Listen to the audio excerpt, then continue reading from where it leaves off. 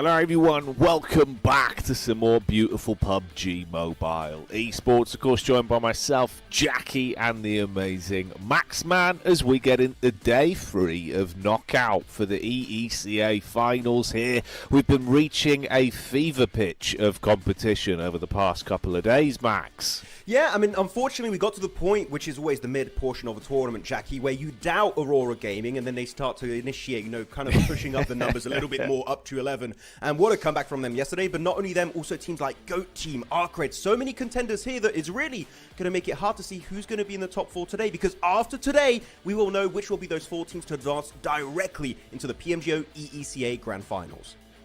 Exactly. We'll have a better understanding of who's safe, who's got their heads above water. They know you've got that guaranteed period of time off to watch the other games and kind of basically wait it out with the safety of potential qualification towards Jakarta and the big money ahead of you. Whereas our other teams, Max, of course, they're going to have to scrap it out in that survival stage to see if they even can attempt to get through. Yeah, I mean, it's not doom and gloom if your team does not making it through the top 4, right? But making it to the last chance, it is called the last chance for a reason. It's going to be do or die, or you qualify, or you're fully eliminated. And for some of the teams, that would also mean having a really low chance to qualify for then also PMWC, also PMGC at the very end of the line here, Jackie. So there's so much on the line for this tournament for the spring season of 2026 for EECA. We check out the leaderboards. Of course, Aurora Gaming is one of the biggest comebacks here of the tournament, able to get himself a chicken dinner, followed up by a second place on Erangel, and that means they are jumping up into first position. But as a quick point of context for everyone at home here, the maximum amount of games that can be played by any team at this stage is 12, meaning Aurora are going to have their break today, Jackie. Then they're going to be missing out on 3 games, including 1 Rondo, meaning there's a very clear opportunity for teams like TT Project, ARCRED, GOAT Team, DG77, Vicious to catch up to Aurora and maybe snatch away that #1 position. Yeah, exactly. It's one of those where at this point, they've kind of left fate where it is. It's good that we saw that massive monumental rise back to their usual form yesterday, though, because at least, right, if you're going to leave it in the hands of kind of the other teams to figure things out from this point, you haven't done yourself a disservice and sort of floundered it all away. They definitely did do the Aurora Classic, like you say, and kind of found their way back into form, just as we assumed it was all done for. But there is definitely some other teams, Max, that I think based on the form we have been seeing could try and chip away at that. If TT keep it up, it'd be interesting to see if they can steal that away with a good game in the mix of things. ARC as well, right? I think they're aside when you're thinking about how quick they were starting to find their form again. At times, back on day 1, looked like they were leaving a little bit to be desired. Yesterday, far, far better. So with ARC still having a few games remaining, they could be a dark horse as well, Max. Could be. I mean, they got their 2 chicken dinners yesterday, right? It's initially on that Rondo match, thanks to Fleek here, that was just an MVP contender in that first game very easily.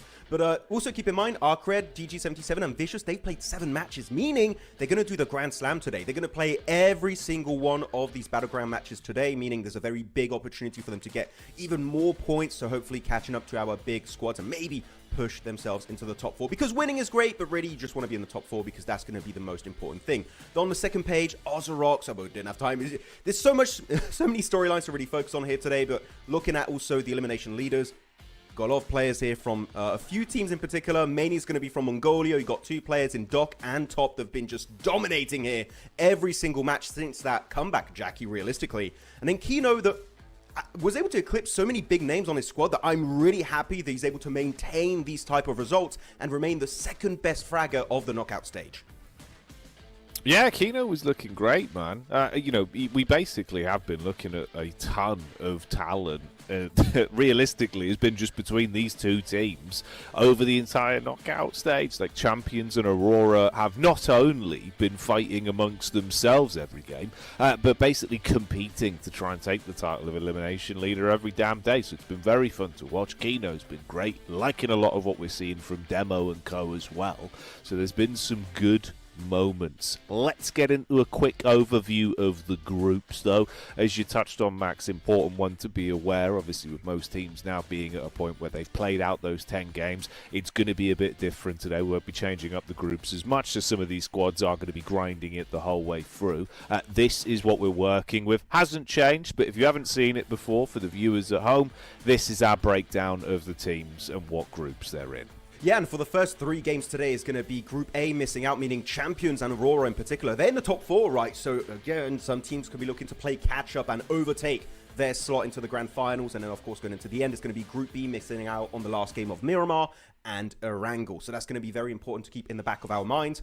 But yeah, no double rondos today, meaning also that in general here, Jackie, we just have less opportunities for teams to get those inflated points on Rondo, especially if you're in Group A, right? So you're not going to see that come in the way of TGM, of Mad Esports, of Champions, or Aurora. So this Rondo is going to be the main comeback map for any of the teams that are like in the middle of the leaderboards that are looking to make a final push today at the end of the knockout stage. Yeah, I think so. I think you're spot on with that one, right? Where obviously we've been a bit more fortunate in the sense that you do basically have 2 very big opportunities to steal away points with more rondos in circulation. With just the one today, this is basically your snatch it or lose out on a chance for a big earner. If you can go in there and walk away with some big elims, that could do a lot to fix transgressions that we've seen in some of your other games previous to this point. It will be interesting to see how that goes. I do imagine there's probably also a timeline, though, where maybe for some of these teams, you're thinking you don't want to risk too much, because obviously you go into a rondo, suddenly get your heads lopped off, mate. You start feeding other teams points. Maybe that could change the dynamic here of what we're looking at. Mid-portion of the standings being kind of the little power struggle area, really, where maybe there's some room to break into that top 4. But I think sort of 1 and 2 places guaranteed at this point. Feels like maybe there's a bit of room to shuffle one of those teams out. But I think it's going to be a hard fight today for anything too substantial from this, Max. Yeah, I mean, if there's any team that's going to fall out, it would be mainly Champions, currently in 3rd position, 86 points. They've got only 2 games to play at the end of today, which is going to be 1 Miramar followed up with 1 Erangel. So if any of those big teams is going to fall out, I do believe it might just be Champions. But though, there's still a lot of opportunities for teams to come back, though. I'm going to put the focus, now we're talking about the top teams and the top 4 a lot here, Jackie, which makes sense, it's the main storyline. But keep in mind, survival stage is 2 days worth of action, 6 matches every single day. I want to see a bit of a step up, a level up from the teams on the second hand of the leaderboards, right? Teams that maybe didn't have the best start, looking at Amix, Ozorox, 27+. These squads, maybe they're not going to qualify here, but they need to get ready and start to just prepare mentally for the next stage here of PMGO EECA. As here we go, playing high in the sky, it's going to be Rondo on the menu. It's going to be an eastern to western plane path, meaning, again, Neox and Yulin will be in reach. Alrighty then, let's get into it, see how this one is going to go down, and what sort of signs of life we're getting out of our teams, mate, as we kick it off. Will there be a big battle to start things? We've had some pretty spicy games of Rondo so far throughout Knockout. It's been delivering with some hype, so I'd hope that carries on here. Do also wonder if, again, this will be one of these games where the Vicious somehow find a way to kind of just throw a spanner in the works for the other teams. Be a weird day, Max, as well, with not having to constantly be looking over our shoulders to see if Aurora and Champions are trying to take each other out in the opening moments, right? Hopefully not. Over they're just like, oh, finally, we don't have to fight each other. The cool thing, they're in the same group, so we just don't have to look anywhere for these 2 Mongolian teams right now. We're going to be chill. By the way, sorry for giggling at the start. I love how I do my I'm trying to do an 10-down epic intro, and then you go, alrighty then. it just caught me a bit off guard. You got to ease in. Yeah, you got to ease in, you know? Yeah, I just love the very Brit way of doing the intro. I like it.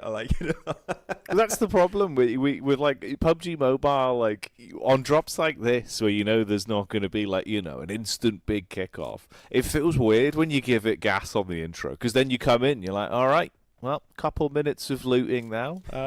You know, we'll build it. It feels like weirdly it's one of those where you got to give it like the you know, the halfway through a game intro. It's like a pre-intro, then the re-intro. It's got a weird flow. Now win the game for real this time. Alrighty then. Okay. Yeah, that's right. That's good. I'm enjoying casting with you. It's fun to covering the EECA region. But here we go. It's going to be an early fight happening once again in good old cheeky Lind. There's not going to be Aurora this time, so there's going to be a little bit more space and loot to spare for these members, for these stragglers around the corners of these buildings. Really good shot though from Ravo. Swapping on over to the QBC, getting also some decent damage. He doesn't get it, but he will be able to scope back in once again. But 3 players are just going to be a little bit too much to bear, and that is going to be him getting flushed out. So will Windy. Good fight, but unfortunately, Ravo, the flushes were not able to come through. No, not yet. Not quite. The action, though, will be continuing across the board. You can see things are kicking off. Cyrex with the flick back over. Good shots onto effect with Tiger assisting as Ephis gets caught on the bridge. And it's not looking too great for TT Project then, as they are already down to a bit of a fragmented setup here between Zerich and Neos. You should be okay to at least get the squad back in action. That's why you've been leaving that one man further away on the solo maneuver. But still, in terms of gathering points from that, not ideal. Elim feed has not stopped since we dropped into it, though, so everyone vying for points early. Quick leaders on that one. You've got Meta, actually, and Afterlife, both sat on 3 Elim points at the minute. Ooh.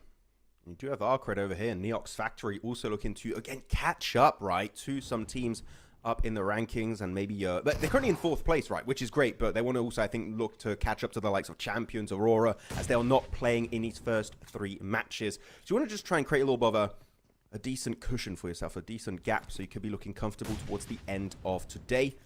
The 27 plus, I would say, should be looking really good for the likes of ARCRED, because I don't know what's been happening here, Jackie, for 27 plus, but Neox, they keep losing these early hot drops.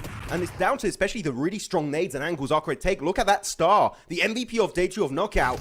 He's standing strong once again. Ruzen just completely cornered here. The nades coming on in. An M249 and then a JS9. Don't think is really going to be enough to eliminate the entire squad of ARCRED here.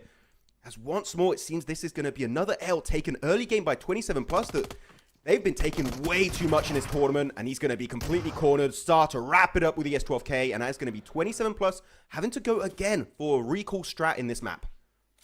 Yeah, 27 plus feel like they really have kind of been just bullied around in a lot of these games that we've seen consistently. It's sad when you think about kind of one of the biggest heights we had for them. Max wasn't even in Knockout. It was back in Recalibration. That was like the only time we were sort of really ranting and raving about them. Otherwise, it's not been ideal whatsoever. So like you say, at least the saving grace is you can even find your way over to one of those recall towers and stay alive for now. Even that, though, won't be an option soon. So they better get themselves straightened out and flying right.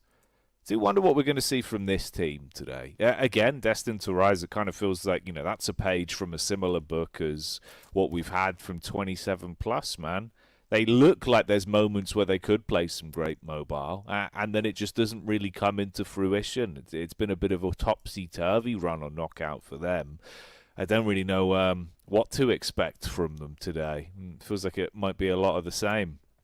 I mean, for some of the members, I'm not really sure what to expect, right? Because a lot of the players is their first time really playing at this kind of level. But Ruzenboss was one of the best players last year for the entirety of Uzbekistan. And the fact that we're just not seeing him even individually perform relatively well in these games is very surprising. And I would even go to say to the point of saying disappointing. I was really expecting way more from 27 plus, but seems like, unfortunately, right now, it's just not meant to be. 777, though, looking to push into Yulin a little bit. I would say this would be a really good time for 777 to actually push into Yulin, get involved, get the fights. Even if you get eliminated, the reason why I say that is because 3TN, their final member that is camping a recall tower, is northwest of the circle. He's got no teams in, what, a 1,000 meter radius around him. So if they want to go for a recall, they would be set up in a really strong spot super quickly in this match. It would be worth it because of that to actually go for the fight. And we do see on the mini-map that in the car, they're getting around, maybe looking for an entry angle onto Destine to rise. But they're a bit hesitant, so might just rethink better of it and just actually go for a different location entirely. But I do like seeing teams committing for the early fights. But do keep in mind, we mentioned a bit yesterday, right, Jackie? Sometimes it's still good to keep your extra second life to use it in the mid-game portion of the match, which is also something that you can go for depending on what strategy you want to commit to on Rondo. Yeah, exactly. If it can be beneficial later game, and you can at least actually have the opportunity, I suppose, to establish some map control at that point to have a recall tower for a later portion, it can be very viable. So it's always sort of not necessarily worth throwing everything into a blender of battling early on. For some of these teams, though, Max, I don't think the mid-game ever even is in consideration, you know? The idea of, like, going to a recall outside of the first 10 minutes. What are you talking about? What do you mean? Like... Yeah, the only team that did it, I think, in a global was, what was it, Reject? And I think it was Divine that got a full reset back in PMGC last year. But outside of that, it was just... was it PMGC? There's an event where they made it happen. But it is quite rare because usually recall towers are getting proactively camped at that point in the game, just because you don't want to get a team, I don't know, wrapping out behind you out of the blue because they had just a straggler left in one of those strong compounds with a recall tower. Oh, looking at the fights, it's going to be an early clash. Avalanche versus KZ Esports. And Feeling will be the first to fall in this situation. Knocked on out and flush. Now, Raikura going to be completely surrounded. Decent damage, it seems, but it's just not going to result in anything significant. As KZ now just looking to rotate one of the members, Moxie is just going for a mad dash over to the east. There is going to be a recall tower not too far away, and you do have a lot of time to work with. So yeah, Moxie here just going to try and redeem this game for his members. And will be making it there relatively swiftly. But yeah, KZ Sport completely caught with their pants down here and just were not able to fight back whatsoever. No, not at all. Bit of a sad state of affairs on that one for them. Ooh. We've seen this circle a lot, Jackie, back in Eastern Europe, right? The double peak mountains to the west of Stadium. GOAT team set up there. DG77 are not far. These are teams that need a big game, right, to actually be able to get in top 4 comfortably. This could be looking like not just a big game. If they play their cards correctly, this could be a double-digit podium finish off the back of those two teams if they can set up shop there very early on in this match. Hey, we've seen them pull off some great plays in a very similar setup previously, so it could be a fun opportunity. This is a little bit of an awkward one. TT Project feeling threatened. Oh, mate, the bait and switch on it. He dives out of the vehicle looking for the instant shots off. No tags, no connection. Just as he tries to turn his back to run away, that's when they light him up. So TT Project losing out on Neos there. They're going to keep themselves moving. Now remember, of course, it wasn't the best fight for them on drop. So they're pretty low in terms of the recall situation as well. They're going to keep on moving. You got a bit of a periphery on Afterlife as well. So they know they're not exactly in the safest of spots. So they'll just keep that rotation going for now and try and get out of dodge to stay alive. Bit of a cheeky play there from 777. Willing to split off as well. They've got a bit of a two-man wide berth on this one. Actually, as you talk about their two-man split, it's a really good one because we saw earlier they didn't commit to the fight in Yulin. So they do have 2 players in Warrior and Redlick currently inside of Bailey, which has a recall tower, and 2 players are just a little bit closer to the center of the circle, which is they're going to be proactively scouting, maybe getting involved in a few skirmishes here and there.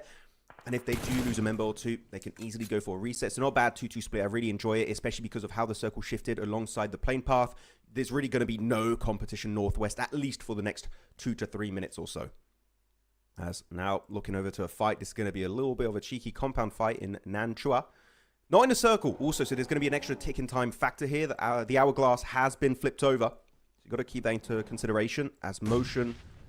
Could be looking for a quick exit. I mean, Duchu's got a car. He could easily pick up his 2 squad mates here in this position.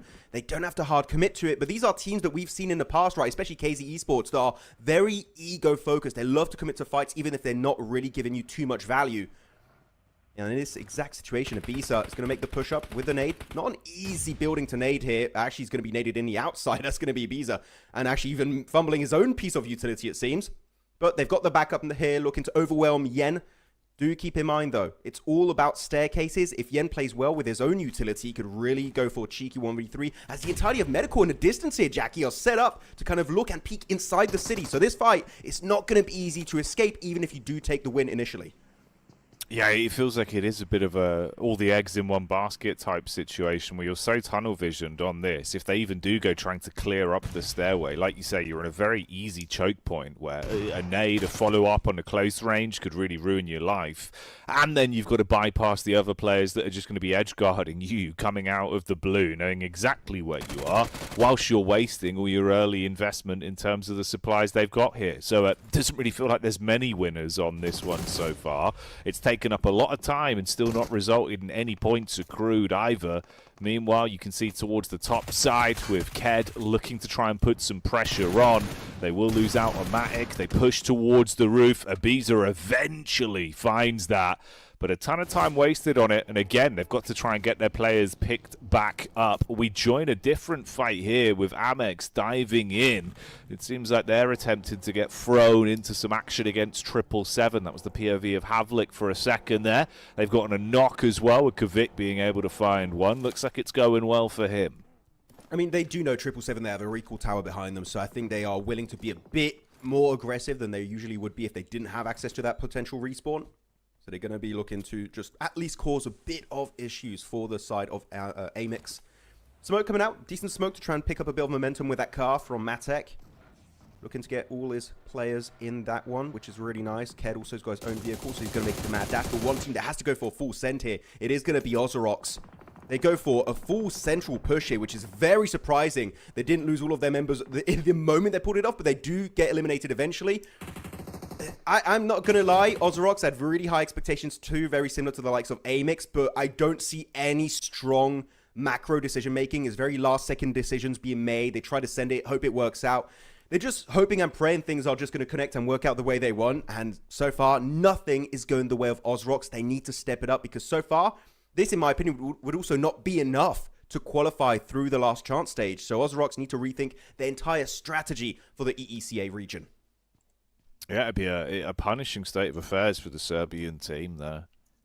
It feels like, again, you know, they've had a lot of opportunities to show us some great moves.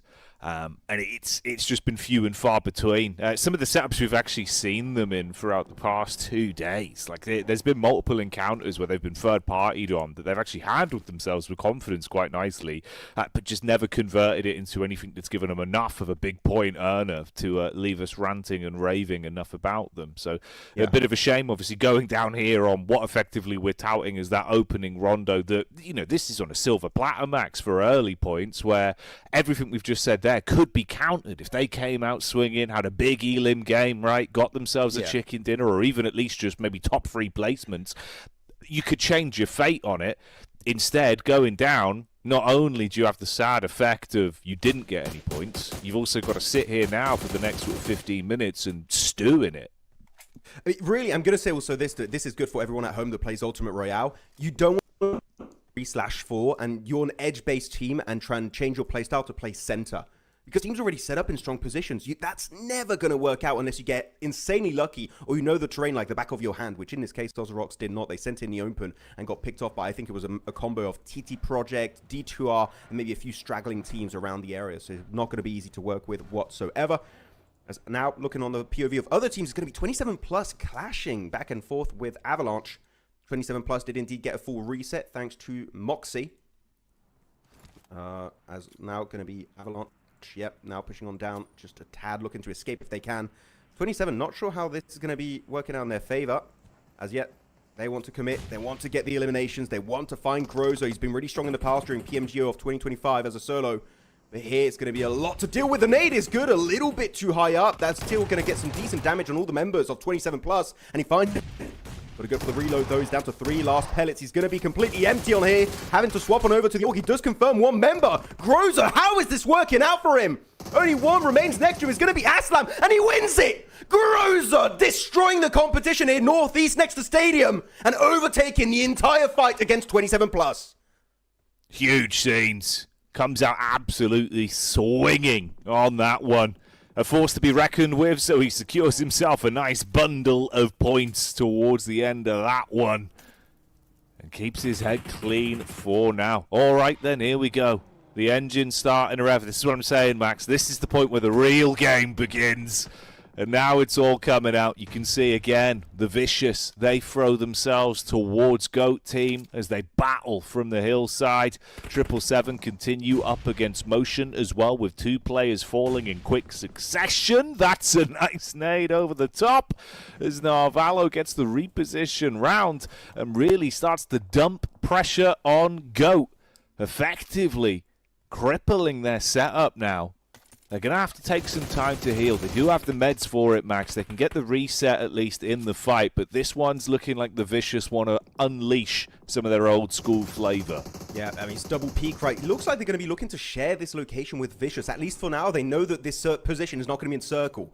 So GOAT Team actually playing a very smart transition. You're sure you can take that spot, but it's not in circle, meaning you will have to push upon our peak eventually, and we're just going to set up shop here, try and set up a strong defense. Look at the cover flares too, really trying to stuck the entirety of that push as it happens for Vicious. It's going to make it really hard to make that, send it up the hill to the west.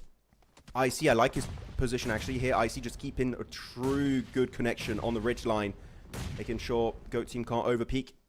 So here you go though, Dorin, Koa, Narvalo in nade range, Ayato first to fall, Moxie and Focus trying to redeem this fight as Ayato gets confirmed. The nades are so clean here, it's looking terrible. Focused, everything, the setup falls apart, and that is it. GOAT Team sent to the Shadow Realm, and Vicious, one of the cleanest engages without losing a single member. Here, though, you've got to be a little bit careful. You do have other squads around them that could be looking to snatch that spot for themselves. Yeah, the writing was on the walls. You could see them. They're moving different today. They're looking like they want to keep some of that real, pure, clean firepower that the Vicious are known for. And even though GOAT Team had a great day yesterday, we won't be seeing anything that gives them a big chance to find points here on Rondo. Infighting breaking out across the battleground as well as TT takes shots from 2 teams there, with SSE getting stuck in and even DG77 finding a line of sight back up towards them. Edge guarding onto this area. Amix on the wrap over. They're looking to dive in and assist their teammates with the split they've got. Zerich always good for a distance firefight. You give this man an angle and he will rip your head off. This could set them up, though, to basically just be pincered as a sacrifice between Destined to Rise and Amix. But that's if Zerich doesn't just deal with it himself, apparently. This is looking so bad for them, though. They're in the Wolf's Den. They're just fully surrounded by Amix. Look at the mini-map. I mean, how do you want to escape? You just got to eliminate the entire team. That's some good utility coming on in. Zerich, though, going to be quick on the pivot, able to dodge the incoming damage. And they even confirm Havlik. This is good. Your only way, if your TT project to survive, is to eliminate all of Amix or scare them away, make them scurry away from that spot, which right now is kind of working. They're back in a buggy. They took too much damage, too many casualties. They can't stand around here for too long. TT project making a statement that a duo is all they need to eliminate the entire squad. Good cover flare, chucked on down, going to give a decent amount of cover to make that transition, though, over to the western mountain of Double Peak is going to be Vicious, looking now to defend successfully their area. It's a push-up from SSC, but it's just not working out whatsoever. Vicious, again, back-to-back, strong statement on this first game, and up to 7 elims, Jackie. This is the team that we said could be looking to jump up in top 4. They're making it happen. Though TT Project down to 1, it's effect, and he wins it out once again. The fact that TT Project, Max, from that awkward position they were trapped in, with everyone unleashing nades towards them, bullets just being stormed up at them, the fact that Zerich is able to find so many kills, yeah, and then they just keep it rolling, right? To not only get out, but to take down both of the teams that dared to take a fight to them. That's incredibly well played from them. I mean, at this point, even if this is where the story abruptly ends, it's still a great game to give them nice points and keep them in those upper echelons. But hey, man, maybe Effect can try and rat it out for a bit longer. Unfortunately not, as Windy will get a line of sight over to him. So, okay, there you go. Eventually they go down. Hey, for what that's worth, they lived for about 5 minutes longer than I thought they would be able to on that one, Max. Yeah, they thought they were stuck in there with them, but no, they were stuck in there with TT Project. Yeah. And it's not a place you want to be. Really good use, especially of that tower, a little bit of extra elevation to get those initial knocks converted initially into flushes. So overall, good game plan. But yeah, the Circle had different plans in mind for them. They're going to have to double peek to the west. Or sorry, to the east side for Vicious. They did flex out a little bit. I think they sent Narvalo onto the lower side, into the lower realm of Rondo. Didn't get really too much done, maybe just a little bit of insight. They're just going to be waiting, biding their time until phase number 6 pops up. So far, a lot of full squad, right? DG77, Vicious, 777, the side of Afterlife, even D2R, all full squads remaining in this game. And as I say that though, we might be losing Zixi of Afterlife. The spray is strong for Redlick. So he will have to go back into hiding. The circle centers up perfectly, but double peek here to the west of Stadium. Jackie is still in play. Vicious could be looking to look so strong this match and get maybe double-digit chicken din on the board. Same also for the likes of DG77. Yeah, it feels like DG77 in this game, you could kind of overlook them a little bit, but they're always in the shadows watching you. Always there, ready to somehow find an opportunity to get you excited about them. So we'll see if they cook into something nice late game on this one. Feels like there is a big setup, though, like you say, with how good individually the Vicious were looking coming into this one mechanically. They're on again today. Well, to be fair, I don't even think they've been off since they actually played their first game, right? Yeah, maybe the opening game was a bit of a wet squib of things, but following that, the power's well and truly been surging for them. They've looked great in every game we've seen, and again here they're showing us why this team wants to end in the top 4. And very well might if they carry on playing like this. You got the move there from Misha, trying to get himself back to a better spot to join the rest of the team from Afterlife. Now that does give 777 a read on the situation, but not much more they can do about it. Freezer from distance spots out Doran. Of course, this is a pivotal piece of the setup they've got as well, so he needs to stay alive in that angle. I mean, if you're Doran in particular here, you want to put down cover flares to really solidify your position on that shed. Otherwise, it's just really tricky to hold angles over there. Pre-pod, looking to get the angle. By the way, quick flex, DG77 and Vicious, Jackie, they got 5 and 7 eliminations respectively, and they have not used a single recall. They don't need it. They're just built different here on this map. You know what? We need one life and one life only to take home these big double-digit chicken dinners, though. Nade almost able to find a knock on top 6. There will be the conversion onto Ravo. Afterlife, going to be struggling here. They lost one earlier. Now, the 2 players remaining. 777, got to end this fight now. They can't let them survive for too long. They find the second knock. It's going to be down to just a solo. It's going to be Windy, the man himself. We saw what he can do in the past. I think this might just be a little bit too much for him to deal with. He's could be actually the 10th elimination of the game for 777. Warrior picking up his own 2-seater. He's surviving for quite long. They're really struggling. Maybe used most of their resources to get Windy initially. But the spray will be right on the money. That's going to be 10 eliminations confirmed. And 777 confirming the entirety of the western area of this circle for themselves. All right, and you know what that means. To get ourselves into our first final 4 of today's games here in Knockout, we have these organizations flying their flags high. It's the Vicious that look dominant with a nice setup, 777 that have been constantly encountering teams that want to take them down and just quite can't. DG77 and Destine to rise. That's the lay of the land. The zone going to start making its way up as well as we'll get into this intense bout. D2R take the pick over towards the Vicious by the assist, the DG77, and the shots are on target. It breaks its way through the defense, even with the sheer surplus of cover they've got to play with. They still find shots down range on Takoa. Narvalo will go for the pickup play and should be all right to save his mate, but this does leave him in a worse situation than it was looking previously. A lot of space to cover as well, Max, with the zone shifting away from, and Destine Rise make the move first. Really good push here, able to create a few dips with a bit of utility, and also some cover flares were set into the play zone. So D2R going for at least the podium off the back of that rotation. The team that's going to be in really a bad spot in danger's way is going to be Vicious. Though, yeah, look at the nades. Sure, they know no one's there. It's just to create those dips, a little bit more terraforming to make sure they can find a hiding spot in this circle. Do they have more cover flares, though? They already used 2 cover flares around the shed, which I talked about earlier. This is a really good setup, but the circle had different ideas in mind for them. They've got to start thinking about how that move is going to unfold. If they still have working cars, that will be the best way to do it. Because the thing is, there's not only 2 teams in the circle up north in DG77 and 777 looking your way. No. D2R also to the west are moving forward, want to eliminate all of Vicious to confirm a spot on the podium. Now, it's down to a duo. It's going to be Doran and Koa, as Doran does get knocked on down by Zadira. The man is crazy at this kind of range with the AUG. The 6x scope is just giving every information he really needs at this point in time. As Koa attempting to go for the reset onto his teammate, but really it's not looking too good. I think we might just lose Vicious here. Still a good game. as he will be... Actually, might be able to pull off the res here, Jack. He's looking like he will be able to get it. Maybe this is actually better because he can get the reset on his teammate and then deny it out to the blue. Make sure no one can get those 2 true elimination points. Yeah, I mean, if you're not going to be able to get any benefit from throwing yourself back into the fight, then at least deny other players being able to use you as sacrifice. I mean, at least they are still going to throw a spanner into the works where possible. Even if they go down here, they wanted to make it worse for Destine to rise. We see a couple shots over that are on target before they're removed from the equation. So goodbye the Vicious. They still get a nice bundle of points from this one, but in terms of that top 3 placement, that's no longer a possibility. Who takes the title, though? That's now becoming the bigger question here.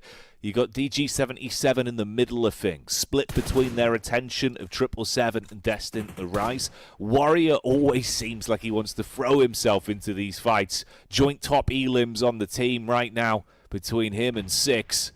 And he's just gagging for someone to peek. He wants to try and get stuck into it round the back of the cover flare. Would you have to keep in mind, 777, did you use some cover flares already earlier this game? DG77 had a compound, meaning they should still have a lot of resources, especially cover flares to work with. I don't know how many 777 realistically have this game, because their cover flares, at least for the most part, I believe, are not in the play zone. So they're going to be sending it into the open. If they have smokes, they can survive a little bit longer, maybe create some dips with a few C4s and grenades. Without that, I think that this is going to be a tough movement for 777 to execute. If they do have one, even just one cover flare could make such a difference at this point of the match. As DG able to actually get a lot of resets. A few players got knocked here and there. I do believe it was pre-pod. They eventually got flushed out. Yeah, you got Freezer, Nomi, and Zadira on this map. Still alive. With a pulse, looking to get this chicken dinner to kick off day 3 of knockout. But the 777, yeah, I do think, though, indeed, as I said, Jackie, they don't have cover flares, but they have nades to create those dips, which might just be their saving grace in this match to get even further, maybe getting a silver medal, or who knows, maybe the entirety of that chicken dinner. Yeah, there's always room for it. Some smart plays, create yourself some additional cover to just head, go for the ostrich maneuver, hide in the sand, and then reveal yourself when the time's right for the extra points. It could be the call to make. Every time we cut to his POV, you can see he's so antsy. It's Warrior and Six, both of these players that have been looking for elims on this one, willing to try and take a fight if it is presented, but no one's running that risk just yet. DG, at some point here, you imagine they're just going to send that go signal as well. They've got the vehicles close by and tend to be the side that will instigate if possible. Zone nipping at your heels, quick to repeat. Oh, mate. He was a bit slow in jumping behind the wheel there, and Zadira gets the pick because of it. This might start to collapse on top of them. This could get pretty awkward now. It's nice nades as well, Max. DG might just commit to the push because of this. I think maybe too much utility was used to actually create these dips across the map, so you've got to try and keep some to actually do damage to your opponents. 777 falling like flies, down to now just a duo. It's going to be Redlick and Warrior, as he's going to be also getting knocked. Warrior down to a solo. Sole survivor here versus a full squad of D2R and a trio of DG77. The nades inbound, locked and loaded. Destined to rise. Will they be destined to get this win to kick off day 3 of knockout? The nade is looking good. A little bit too short on that chuck.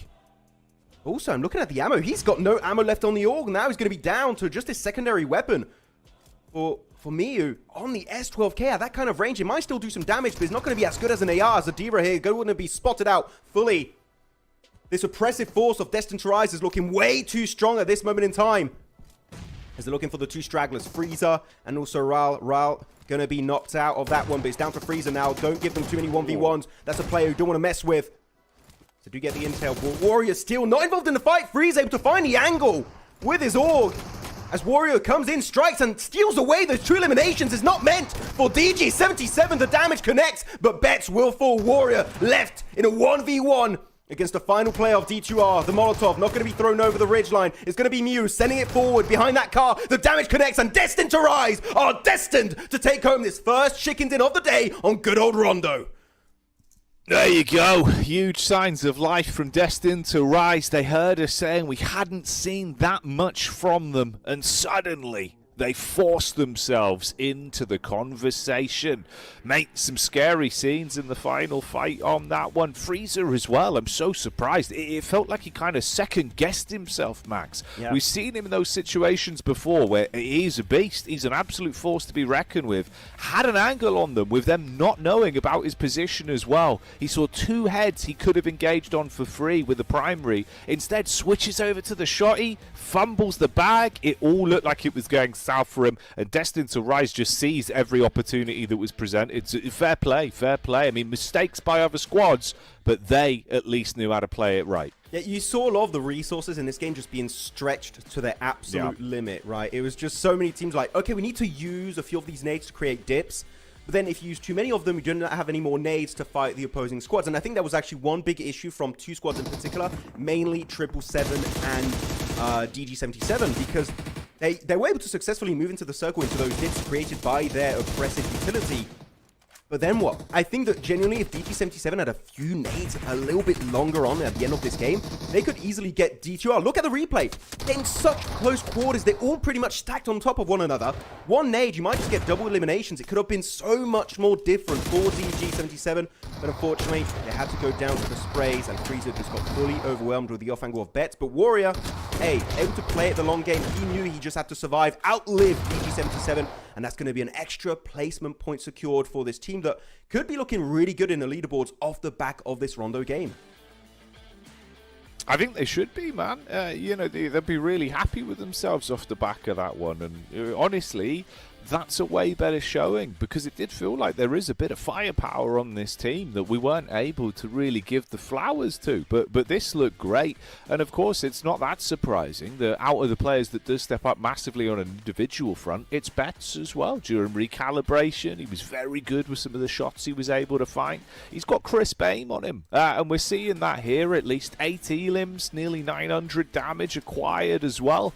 So good stuff from Destined to Rise. And finally, we get to use their name in the way that actually gives it the most emphasis, where they rise up to a chicken dinner, mate. The name makes sense now. Yeah, really enjoying this performance. Yeah. It's good to see Betts do well without just hiding in a shed right into museum like we saw in Erangel during calibration. So he didn't need it this time around to subvert expectations and take home a massive game. 8 eliminations, looking really good as a solo. Looking at the overall match summary of this Rondo match, not getting close to 100 eliminations.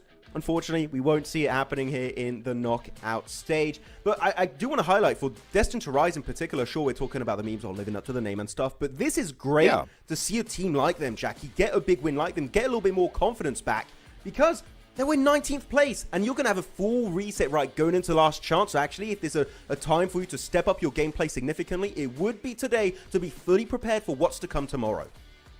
Exactly, man. You know, you're spot on the money there, Max. I think, you know, it's one of those where even if you know sort of mentally, okay, guys, we might not break it into top 4. That's not going to happen unless we do something crazy.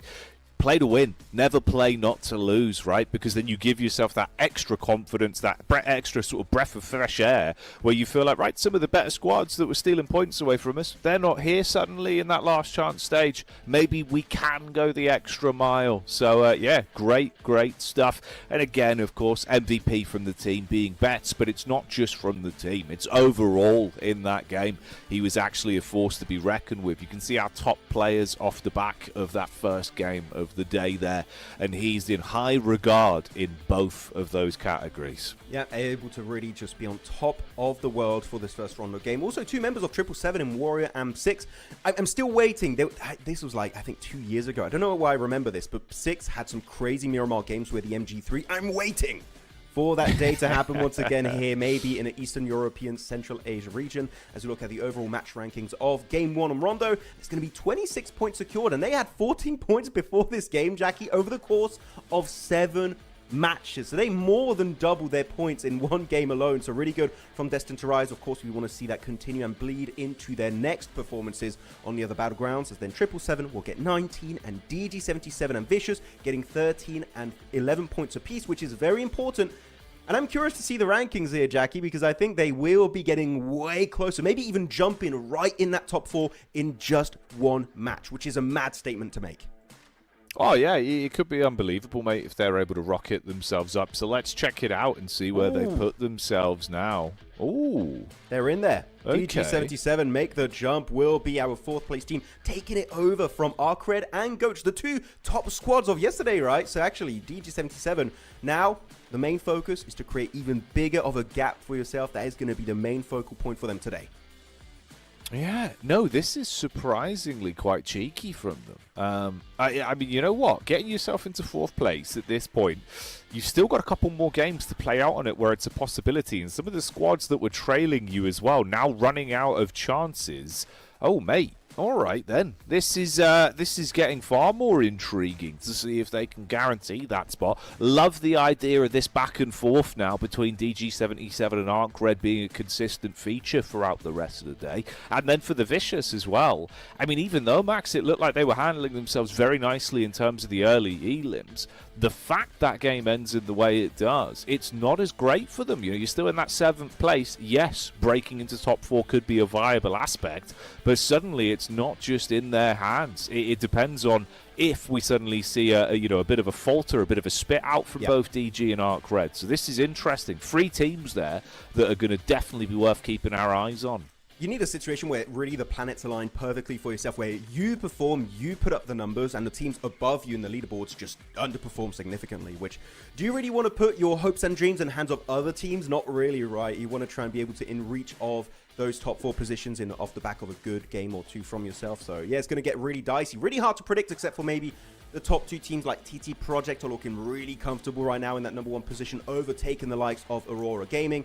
Aurora Gaming also going to end the day with those 2 matches on Miramar and Erangel, so they should also be looking good to make in top 4. But I think realistically right now, Jackie, we have 2, maybe 3 if things get really hectic at the end of today, the slots that are still available for these teams to try and snatch away for themselves. And it's going to be hard to predict who will be remaining up there at the end of these upcoming 4 matches. You spot on, Max. You spot on. I did actually lose audio there, so I don't fully have all the context about what Max said, but I assume, with how good he is analysis, that it was probably accurate, and I will agree with what's said.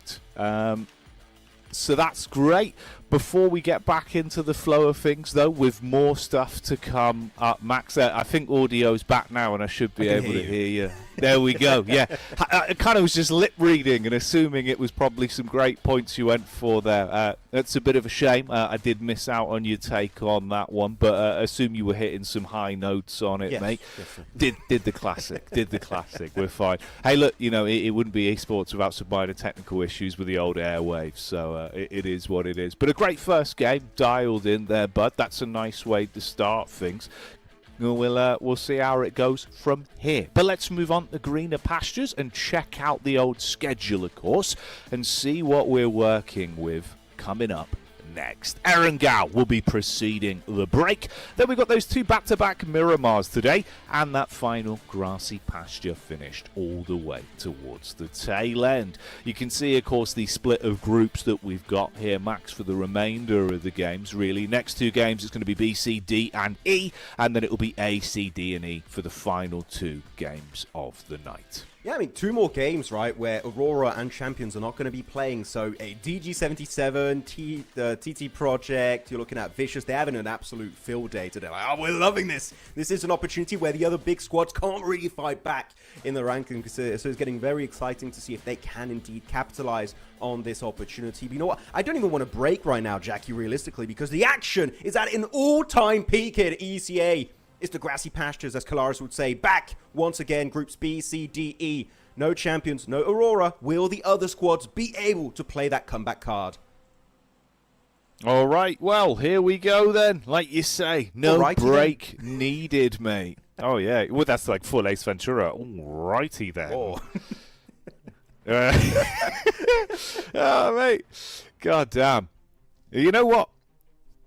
What? Should we give them some gas on it on the playing path just to see, just in case people would love it, mate? Sure. We'll really send it. You ready? Yeah. The engine's turning, the plane flying, the grass looking green. Max, we're going into game 2. It's time, ladies and gentlemen. George Pole down to Novo.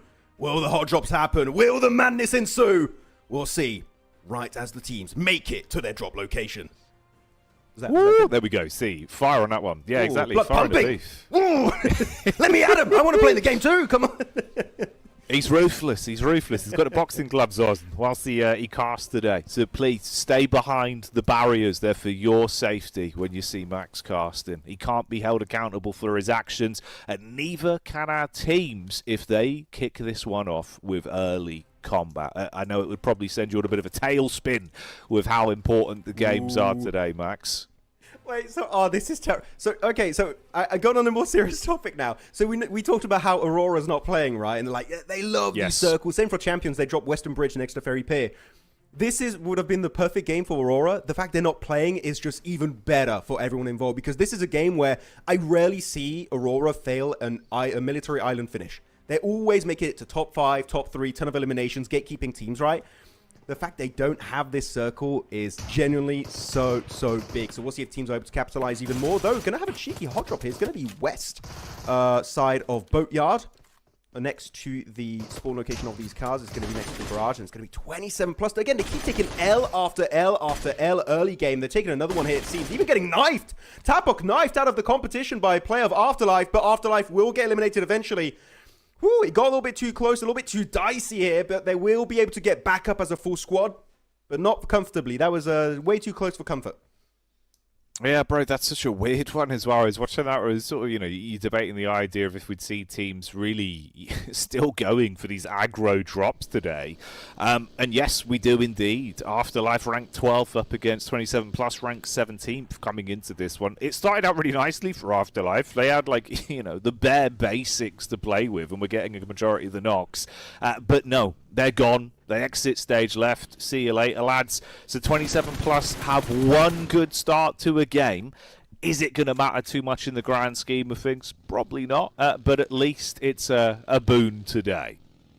Yeah, not going to be looking too good. Afterlife 2, they had 49 points. Generally not out of reach of top 4. They had the biggest day imaginable, which from the looks of it, they are a team that can constantly get a few points. Was I thinking they would make it top 4? Maybe not, but here the dream is realistically crushed. No way they're making it to top 4 after taking a 0-pointer match here on Erangel.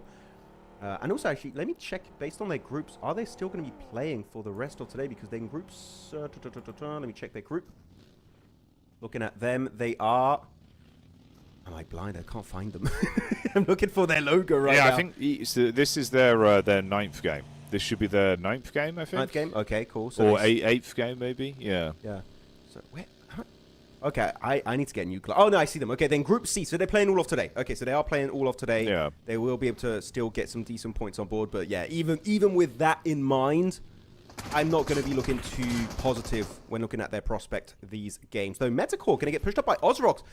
I'm really confused about Ozrox. Sometimes they're looking to be very passive, a bit desperate for positions, and sometimes they take early game fights. I don't really see any cohesive play. I think they're just act a little bit disorganized sometimes. This is a fight that normally you really want to avoid, especially when you're in 13th position. You want to try and just make it to the late game, get some placement points.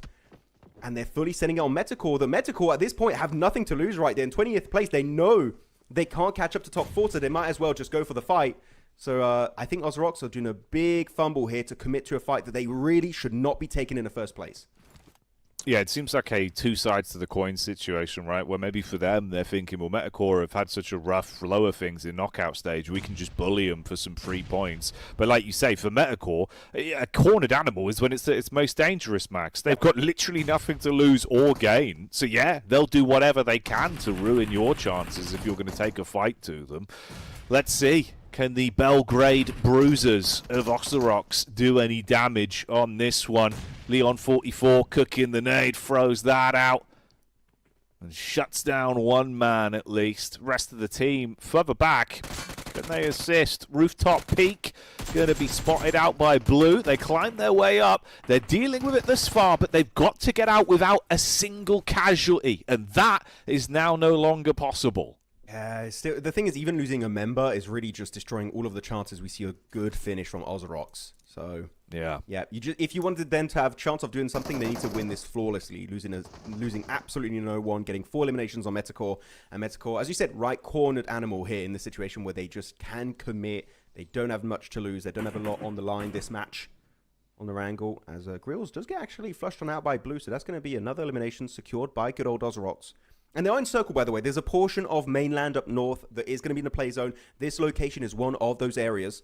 So realistically, you don't have to rush. You don't have to try and end it early to get into the play zone. They do have a little bit of extra time, so you don't have to rush it and make any significant mistakes. Because here, it's going to be Cyrex on the rooftop.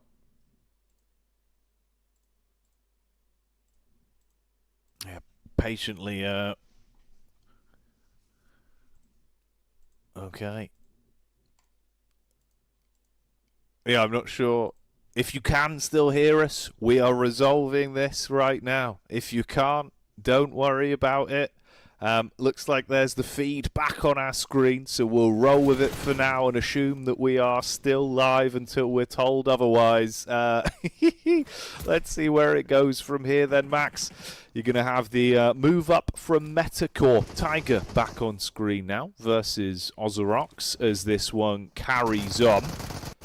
Molly thrown out, shots coming towards them. Leon 44 making plays with the SMG, and the shot he will strike back upon them. So Ozorox eventually deal with everyone from Metacore and close that one out. But of course, you are now lambs to the slaughter potentially for ARCRED, the bigger fish in the lobby that has swum over to steal away these points and be able to put themselves into a good position. That's Glory with the shots down range, hitting heavy with the Scar. Blue's gonna go down as well. Oh dear, oh dear. I'm sorry, but Blue should have won that 9 times out of 10. He should win that every single day of the week. But no, he still gets overwhelmed by Star in the 2-seater that was going so damn slow.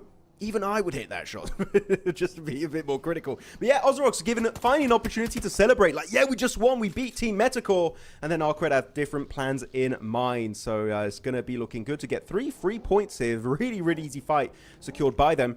And able actually to jump up a little bit higher too in the rankings, which you need to see from this squad, from ARCRED. They're looking good in 3rd position. Just want to try and create a gap. And because actually of those eliminations, Jack, you're able to overtake successfully the likes of DG77. So it's going to be really close, down to the wire for so many of these teams in top 5, top 6 currently. Oh, look at him go. Oh, glider. Throws at the glider. Yeah. No, we don't see the PL rotation. They don't have the horse on the wings of the glider. Could have been done better. It's true. Mate, imagine Molodoy with the horse and Groza in the glider, achieving the ultimate dream. We're one step of the way there. It's always nice to at least have a little bit of respite with the glider cam. But hey-ho, they're going to be making their move around and trying to get down towards a better position here. Back into the zone now as they'll pull their way in. Curious if anyone's going to have a bit of a field day coming up into Sivnovska from the coastal line, namely being Amex. Oh, hang on. Do they actually make it in safely? I think it's so easy to spray this down. It's looking so bad. They do get himself a little bit of damage. Well, yeah, you just got to crash at that point. Yeah, there's nothing's going to work out. They do have then a second also glider coming in. They found 2 gliders. But GOAT team looking to defend it. It's going to be, though, only Ayato. But I would say if you're GOAT team, you want to try and regroup on Ayato and try and actually successfully defend this southern eastern ridge. But, yeah, Avalanche, they got the car. They're going to leave 2 players in the water. I think they just gave up on getting the full reset. But Butcher fully out for the count, in my opinion. Tommy, he's just going to wait things out. Hope the GOAT leave. Even Gross is just not able to really escape the grasp of GOAT team. Yeah, the thing is about glider rotations is that you need to have no one looking at you as you pull it off because you're such an easy target up in the sky. And as Molodoy also will be next to fall, only Tommy is left as a straggler in the water. The Blue's going to start doing some damage too. He has a lot of meds to work with right now, so he could survive a decent amount of time, but really, that is going to be their game dead in the water, literally, this match. Yeah, there they go. Out of action. I mean, you know, it's unfortunate, dude. Like, GOAT team, honestly, you give them an opportunity to just get at you for free, they're going to take that. So they just do absolutely obliterate them on the rotate and keep them pinned into position. Tommy basically just descended at the mercy of the glider and sort of cratered down into the water. That's why he is where he is. Ironically, in the double blue, the ocean, and now the zone with it moving up. So likelihood of him even getting anywhere from this is going to be very slim. slim to none at best. Rest of the GOAT team are going to be happy to snatch a few points on that one. Now, that kind of conversation we were having about Afterlife, right, where we were saying, oh, man, if they had a good game here and a good run today, maybe there could have been something. That's a whole lot better when you look at the prospect of a team like GOAT. It felt like their first couple games on day one, a lot to be desired. Yesterday, though, way better, playing like the side that we were ranting and raving about back in the club open. It's good to see them bringing that sort of firepower out. 3-point earner thus far with the elims they got from Avalanche on this game. Let's see what else they can achieve from it the longer it goes on. They're very heavy focused on the investment of getting Tommy to complete the full squad wipe, but will this come back to bite them in the bottom? It might be a little bit of an issue. The thing is, you're delaying so much your rotation and your focus on getting into the play zone, and that means you're also going to be losing insight on where teams might be located across the entirety of Circle here. As teams already looking good. TT Project, DG77 going for their typical 2-2 split. They've done it, I believe, every single game so far this tournament. They're really adamant on committing to this strategy, and so far it's been really, really successful. Tommy pushed up. Sure, he finds a knock, but the thing is the entire team is there, so that is not going to be a player that you can easily flush out for that elimination point. Good for GOAT team. I'm really happy you bring up GOAT team because I think that their main focus yesterday was increasing that survival time, dodging unnecessary early skirmishes that really don't give you too much value in the overall scale of this tournament. So I think that's been a really good change of pace for GOAT team, and I think the reason why they've been so successful on day two, got a chicken dinner, also a decent amount of podium finishes. If they can keep it going today, who knows, maybe could be remaining in top four to make it to the grand finals. But, of course, they do not have too many games to work with. So they've got to make sure they get the points while they still can. It's back to teams over to the mainland here, Jackie. There's not many teams remaining. It's going to be Vicious and ARCRED, and they're going to fully commit to the fight against each other. Oh, diving straight into the compound of ARCRED. Can they wrestle it off them? Narvalo on the doorway. Third-person peek around the side. He spots them out, though, and quickly switches to the primary weapon. Puts it to good use as the shotty will stun them on the ground floor. Koa trying to get up to clear the elevated angles as well. But it's Hardboy that's up on the rooftop. Nade flies by. Good chip damage as it bursts in air. Oh, mate. That's very nicely played, Max. That is always going to be the angle you want to camp when you have a member on Lighthouse, which is exactly where Glory is. So this is Vicious, just again, really putting on full display that they know every single nook and cranny of these type of buildings and compound. And yeah, they know Glory's going to be in the distance. That's going to be the natural evolution of this fight for themselves. Is just find that straggler, send it as a trio, and get that elimination. They are going to be a little bit split apart, but that is still going to be enough to get rid of Glory and the entirety of ARCRED. Vicious, genuinely, in this area in particular, I think there's no better way to execute that fight any smoother, Jackie. That was 10 out of 10 stuff in that particular spot on Erangel. No, it's beautiful. The predictions, the game sense, and understanding the angles that were in play and handling it very nicely as a team in terms of the peaks as well. So fair play to them. And again, that just goes to show, right, that's what's been winning them points. That's what's been giving them a whole lot of stock into these games. The macro's been so nice, but it's even just the micro adjustments in these kinds of situations where you can see the comms are very clean. Heads on their shoulders today that look very switched on. So awesome signs of life there from the Vicious. Will they maintain that to break into the top four, though? That's the big gambit. And with ARCRED out of the running on this one, that could be another opportunity to try shuffle your way up and force them off of their spot. Lay claim to it. GOAT is still alive, though, even if Moxie's on his last legs. It's SSE Epic trying to hold on, but Ayato with the shotty wins out on his fight. Focus as well, getting thrown into the blender, as this one will result in a bit of a stalemate for either team. It favors them, though, as Moxie gets the molly to spread round the corner, drops Corp. So this fight carries on. Both teams losing a lot of firepower here. Really good molly from Moxie, because also keep in mind this is not wooden floor, meaning it doesn't spread. So you really got to be pinpoint accurate with that utility, which he was at that moment in time. Destined to Rise also deeper out in the blue. Also some members still on the bridge that do get flushed out. So that's going to be Ralph out for the count. But GOAT team just farming early eliminations. They really want to get involved in these fights early match. Now looking for the solo here in this building. It's going to be Silence. The nade goes for the bounce, and it's going to be two good pieces of utility connecting, I believe. Well, actually, maybe it was one of the off angles of a member. No, it will be the grenade of Ayato to wrap things up in C block of military base. But to the western bridge. Thing is, look at this circle. the bridge is still in zone, meaning Vicious, if they want, they can just send it over to the bridge, play under the bridge, actually, if they really want to. They don't have to fully commit to the cross onto Military Island. So Vicious, this is not looking like an easy game, but they could still get actually relatively far and maybe outlive a lot of the teams that are still right now involved in these fights. Over to the west and east, things are getting tricky, but on the eastern edge in particular, it's going to be 777 and D2R. D2R getting picked off left, right, and center, down to Betts. He's going to find a shed, and you know the Betts and the... Oh, no, he's not going for it. I thought we would see the Betts shed buff here, Jackie, but no, he has different plans in mind. It seemed like the sort of play he would be naturally drawn to, as it's where he seems to do his best work. But no, he's got other ideas in mind, mate. Perhaps a rock. That's where he's going to park for now. Leave himself lying in wait. He's near TT Project as well, so wants to keep himself safe. You've got Prepod armored up inside of the hovercraft with the rest of DG keeping their attention on their periphery vision.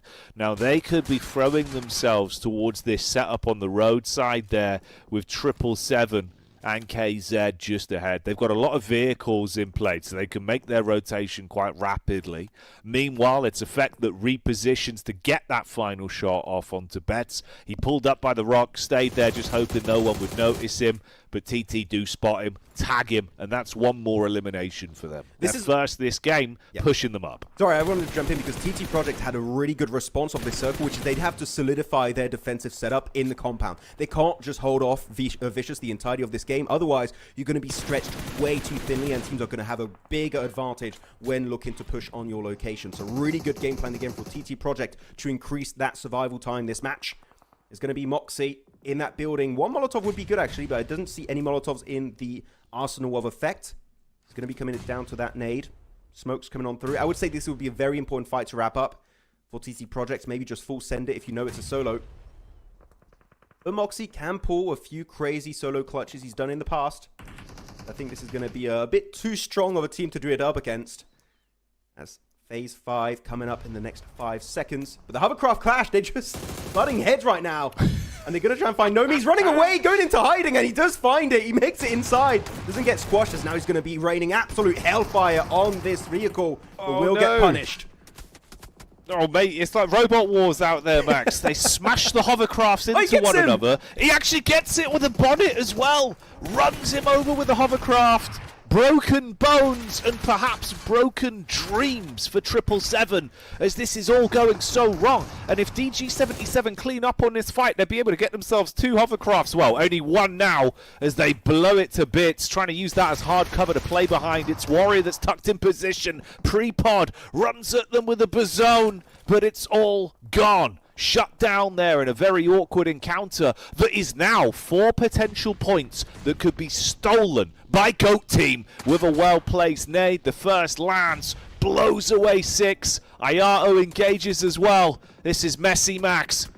Someone needs to tell GOAT Team, this is not a Rondo match. You're not supposed to have this high eliminations at this point. It's down to 1. It's 4, surrounded by members of 777 and an entire squad of AMX. They're a little bit spread apart right now, but they should be looking to put their entire focus on the southern eastern ridge.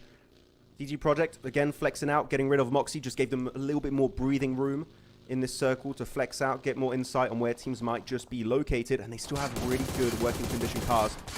They can start to pivot if need is be. But Vicious, keep an eye on Vicious. They're still on the bridge here, Jackie. They haven't needed to commit to the push over to Military Island. Everyone's kind of forgotten about them. I believe Vicious, bare minimum, off the back of this fight, off the back of this game, should be getting a 2nd place for free. The circle's been very kind to this team in 7th place. Yeah, it's been a bit of a touch from them, really. They've been blessed to be able to play a more passive setup and have everything just come towards them. Let's see if they can convert on this and still find room to get some extra elims. Talking of elims as well, this is a classic state of affairs from AMX, right? This is more what they do.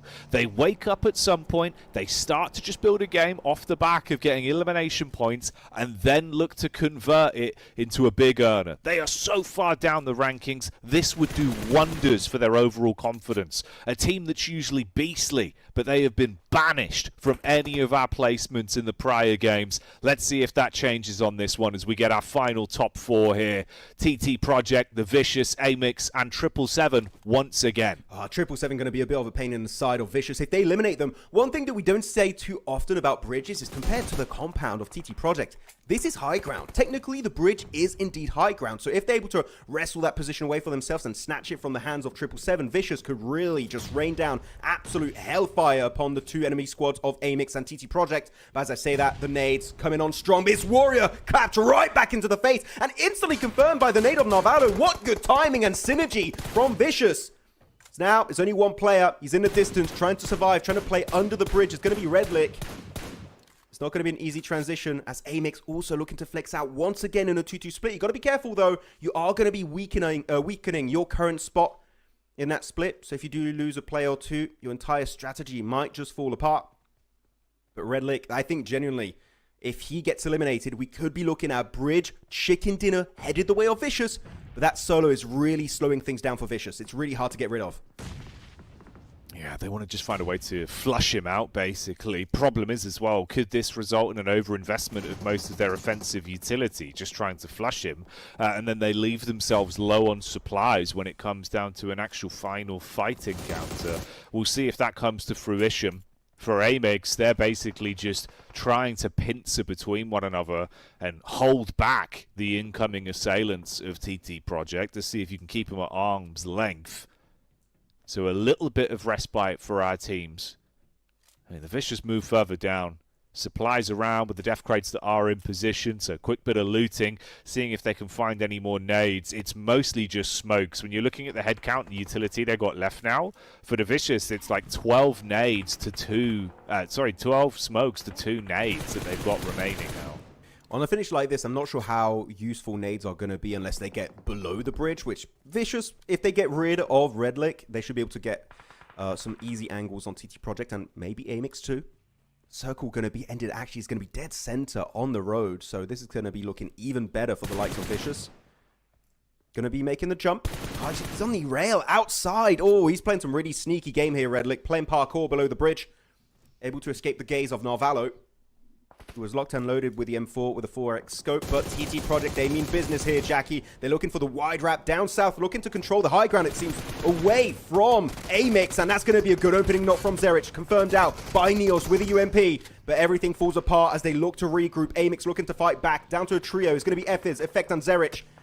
Can they defend this position? Can they hold on to the ridgeline? As good as they're going to be sitting it solo, but his teammate is there. The blue zone does the damage, gets rid of everyone. It's down. It's close. It's going to be risky as Zerich in the distance will be able to get an off angle too onto Spike. It's going to be hard to disengage with the buggy. He does go, make it to the road, over to slight dirt pile. He could be looking safer as Effect also has got his own vehicle. Will be looking to regroup onto Zerich. Mate, this is ridiculous. The longer all this goes on as well, between TT and Amix fighting each other to the death, obviously the dream scenario for 777, you're just watching with your fingers crossed for Redlick to be able to survive long enough to not only maybe still second place, but potentially even push it further if he can just rat this one out till TT now engage onto the Vicious. They're going to turn their attention. They've been able to completely flush out Amix down from the ridge side. They get nothing from their investment on that. It's a 4th place finish for them. Now TT have time to heal back up. They can reset from the fight, then start to make a move. That zone's going to be coming up soon as well, about 20 seconds shy before we find out how this one shifts. And this is that angle that's been in play. Oh, mate, you can even see the feet. Oh, it's Zerich in the back. He's able to get the angle, Max. We didn't expect that one. That'll deny the second place from him. And now it goes down to our final fight.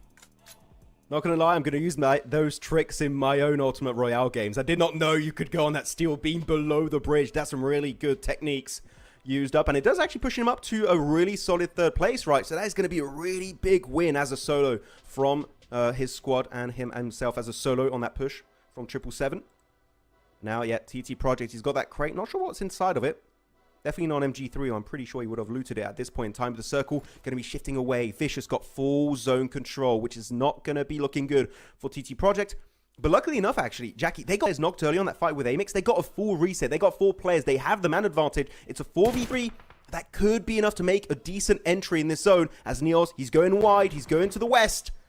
Will Vicious be able to defend it? Right now he's got a good dirt pile behind that rock. But Icy's got the nade, and that could be the end of Neos if he hits it right on the head. How did he get it? What? Novallo! What? The aim with the M4 is there, and he gets the headshot. That's going to be the off angle, completely denied, as TT Project falling down like flies.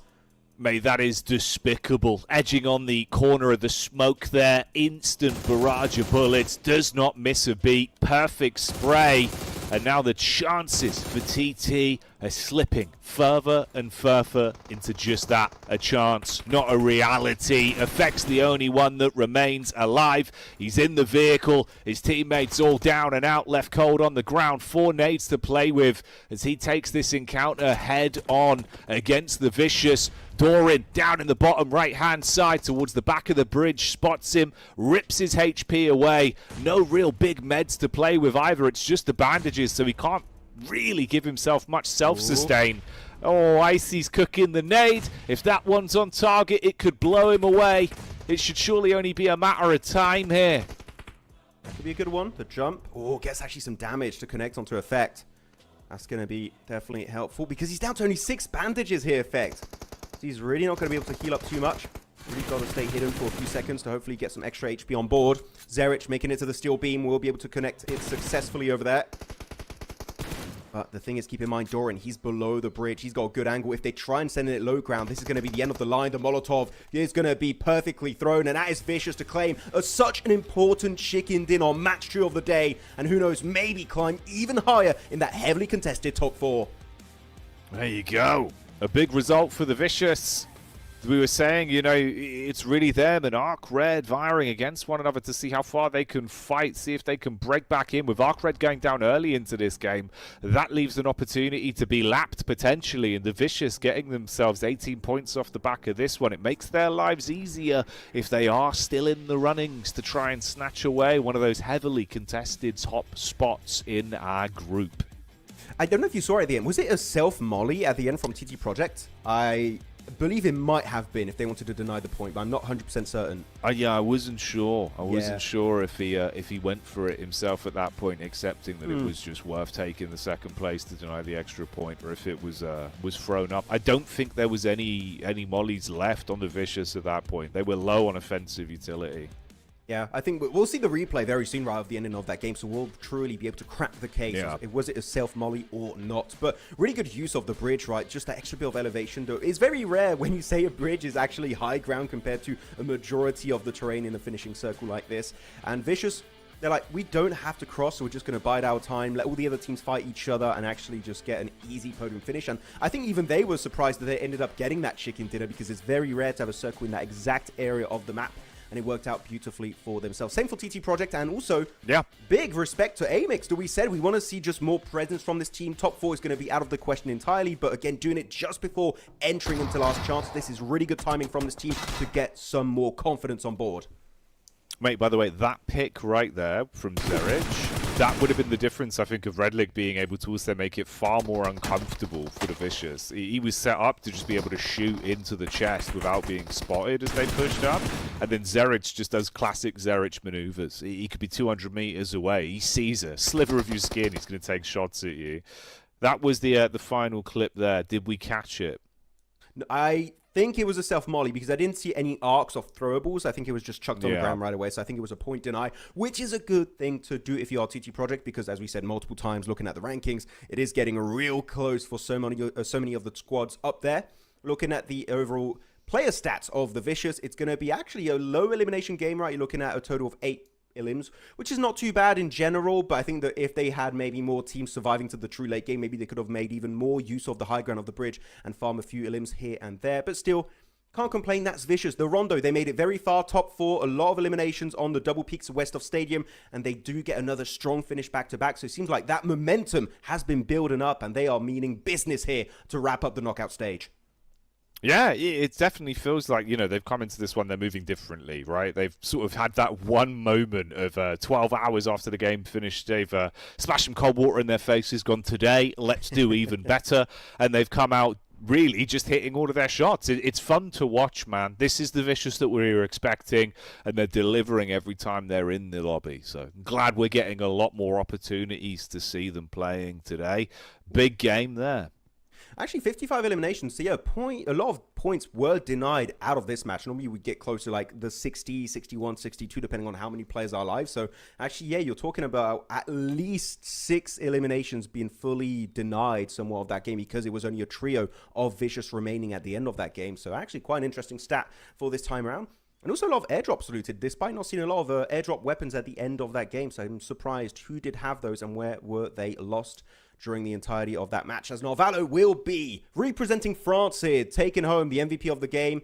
And yeah, able to expand the Vicious empire in this game. I really want to... I know, Jackie, I sound like a broken record. I want to check out the leaderboards after every game, because it's getting so close. Every game is just completely shuffling those top ranking positions.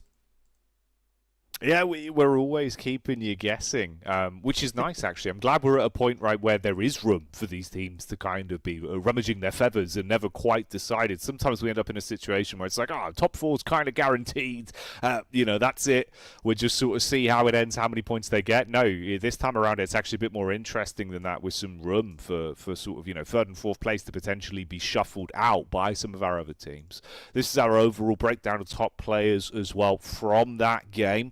A little bit different here in terms of the faces that are going to be focused on. GOAT team having 2 of their representatives up in the top spot this time, with Force and Ayato.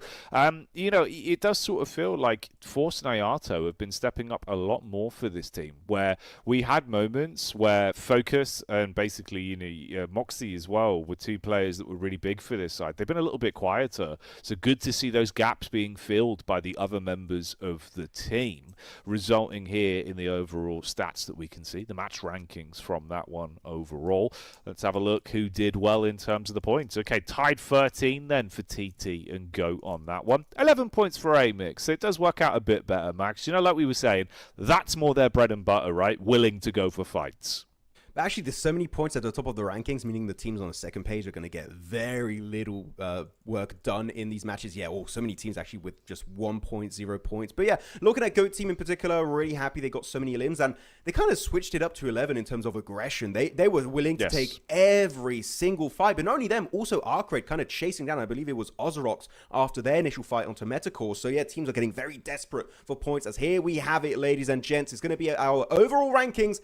TT Project, what a lead being created here. They're looking so comfortable. Is that 18 points ahead of Aurora in second place? They're going to be looking comfy to head into the grand finals. Followed up by then Aurora, Vicious jumping up 4 slots. So yeah, these games today have been looking spectacular for the Romanian squad. And now they've got 92 points. They can still slip on down based on a good result. But one thing we do have to keep in mind here, Jackie, GOAT team have one more match to play. It needs to be a big one. And I think that is the reason why they got so desperate and so aggressive these games, is because they know that clock is ticking fast. Yeah, dude, this is really terrifying now when you look about the fact, right, that, yeah, sure, if you look at Champions' position now, slipping all the way down towards 7th, 86 points with 2 games left to play, that's still a viable timeline for them to really show us what they're made of once again and force their way back up. There's some other similar squads like Aurora as well, they're going to have the same idea. So for GOAT, with just 1 game left, they've been switching it on, but you need even better than that going into that last match if they want to show us their top 4 material, which, by the way, would be an unbelievable storyline considering where they came from, right? They donned this sort of huge meteoric rise in the club open. They had us very excited. Now, if they get top 4 off of knockout here, mate, I'd be blown away by this team. It would be a ridiculous feat for them.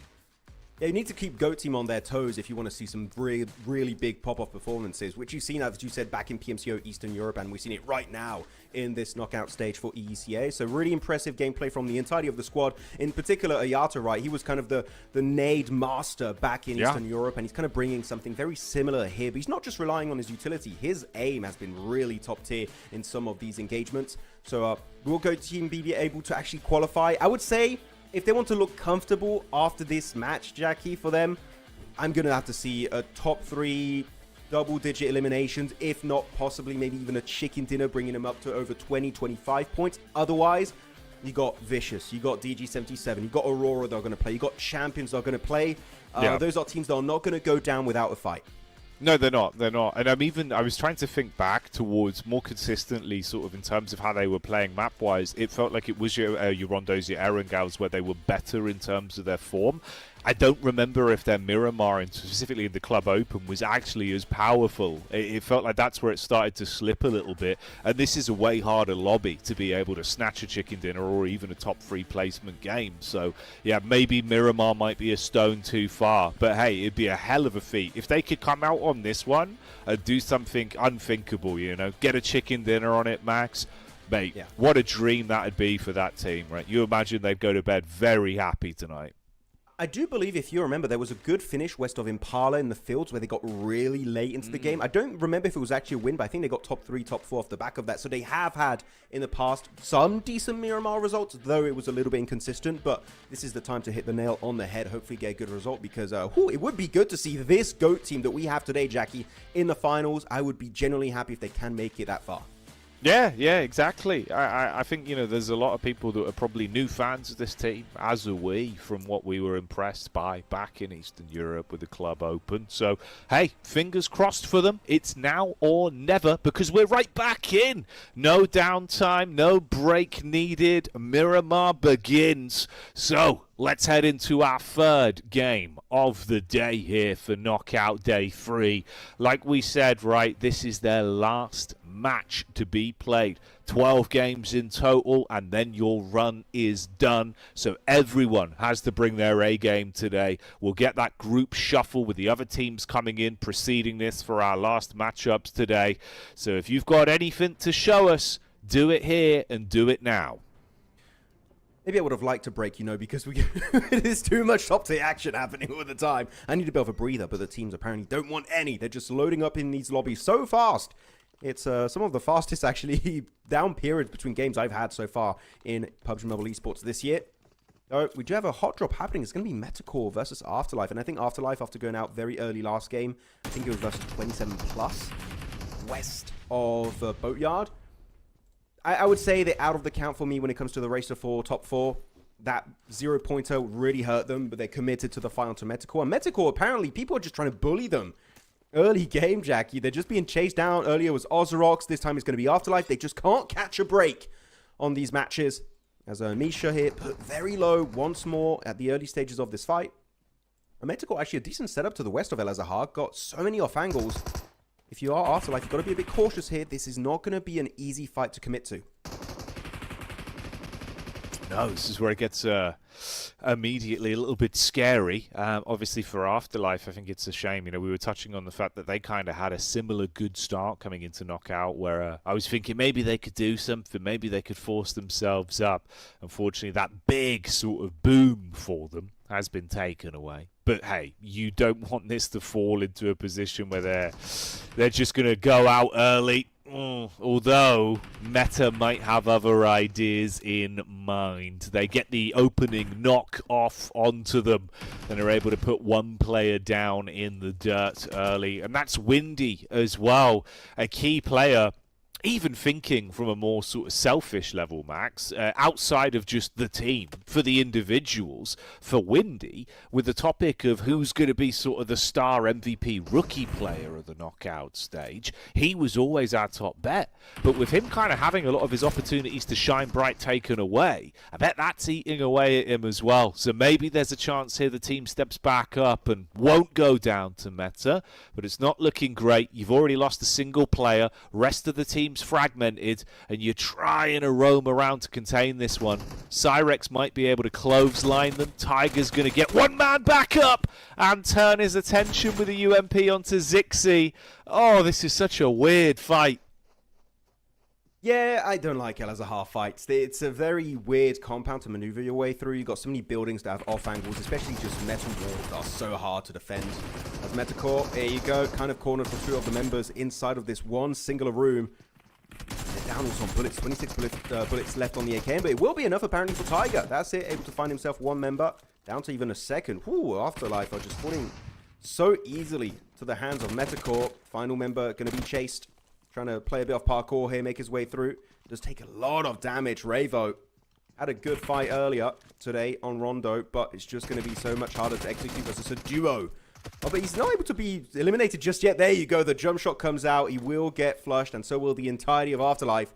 That went on for way longer than I expected for Evo, so well done on the movement tech, but it will not be working out for him versus MIRACL. Up to 4 eliminations, so you know what? Maybe able to escape that last place at the end of today. Yeah, perhaps, which, I mean, at least even, I suppose, just for the individual mental game, would be a little bit better. It doesn't mean too much in the grand scheme of the situation, but hey, sometimes you want to at least end the day with something to be happy about, so see if they can get themselves off of that bottom place position, right? Yeah, I wanted to bring up a topic because you were talking in the midst of that fight in El Zahar about Rookie MVP award, talking about Windy. Yeah. It's been a bit Let's of a fall off. get into it, man. Do we have other members, do we actually could be taken away from Windy that has been definitely not performing up to par in the last few matches, especially yesterday? One that comes to mind for me, at least, would be the likes of Force of Go Team, that in particular, Day 2, absolute banger from him. I think he got a 7 elimination game at one point. I think he could be on the cards to get the Rookie Award for himself. Do you have anyone else in mind? That's not a bad shout, you know. I think it's hard with Goat Team because it's weirdly compared to Afterlife, where Windy seems to be the star of the show. Goat Team feel like it's more they can kind of pass the baton, right? Like you say, Force had a big day there, but is that going to happen repeatedly is more my worry for him having a chance at the title.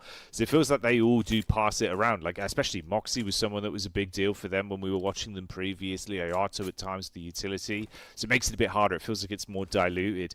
Outside of that, I can't really think of anyone that's massively stood up as like a consistent, ooh, that's an MVP rookie player, you know? So yeah, I think you're right. It might actually go down to, with Afterlife faltering and falling off now in their last few games, possibly a GOAT Team player being in that conversation. Yeah, GOAT Team, ARCRED, but ARCRED's got some big names. Actually, I checked out Force's Wikipedia page real quick. He's been playing since 2023. So actually, the big thing, we got to define, what is a rookie? What is a rookie, yeah. We don't is know. That, what is the stipulation for that, I suppose? Could that account for, if you made it through the open qualifier, does that still count? Do you have to have not attended a global? Is there a rule set for it? Yeah, exactly. Which we don't know, right? Or is it just voted by just a jury of people in the background that's running this event? Maybe. We'll have to see, but there's definitely a few contenders, but we'll be down to the wire in the final to see who will be securing the extra $500 for that award. Though back over to a few teams and how they're going to be moving their way deeper and deeper in this match of Miramar. It's going to be a quick rotate from teams like ACDE Esports. There's going to be SSC, and apparently that's going to be a nice back shot from player of DG77 with the M4. Nice headshot.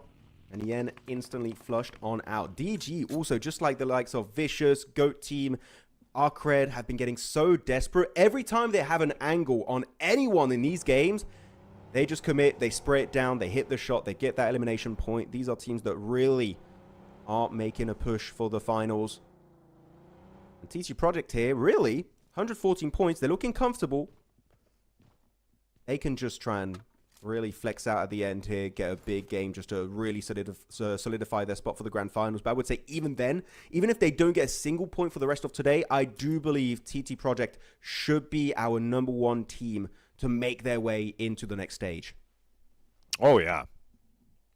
Get themselves some extra bits and bobs here off the back of their plays on Miramar and see just how far they can thrust themselves in the competition. That's the question. Feels weird having a little bit of a quieter start to a game, Max. Even though, you know, sort of as the competition's gone on, it's got a little bit more reserve. Teams haven't been as sort of chaotic in the opening sort of 10 minutes. But this one in particular on Miramar giving us a moment to breathe, which feels weird today with how many fights we've had. It feels like the Elim feed's just always going off. It has been. I mean, yeah, especially here you had El Azahar, a few members getting eliminated, KZ Esports taken down by one member from a player of DG77. So just got to be a little bit careful here because teams are getting a bit desperate. If they see you, they might just not play the passive approach. They might actually look to play a bit more aggressive as Circle goes hard to the west.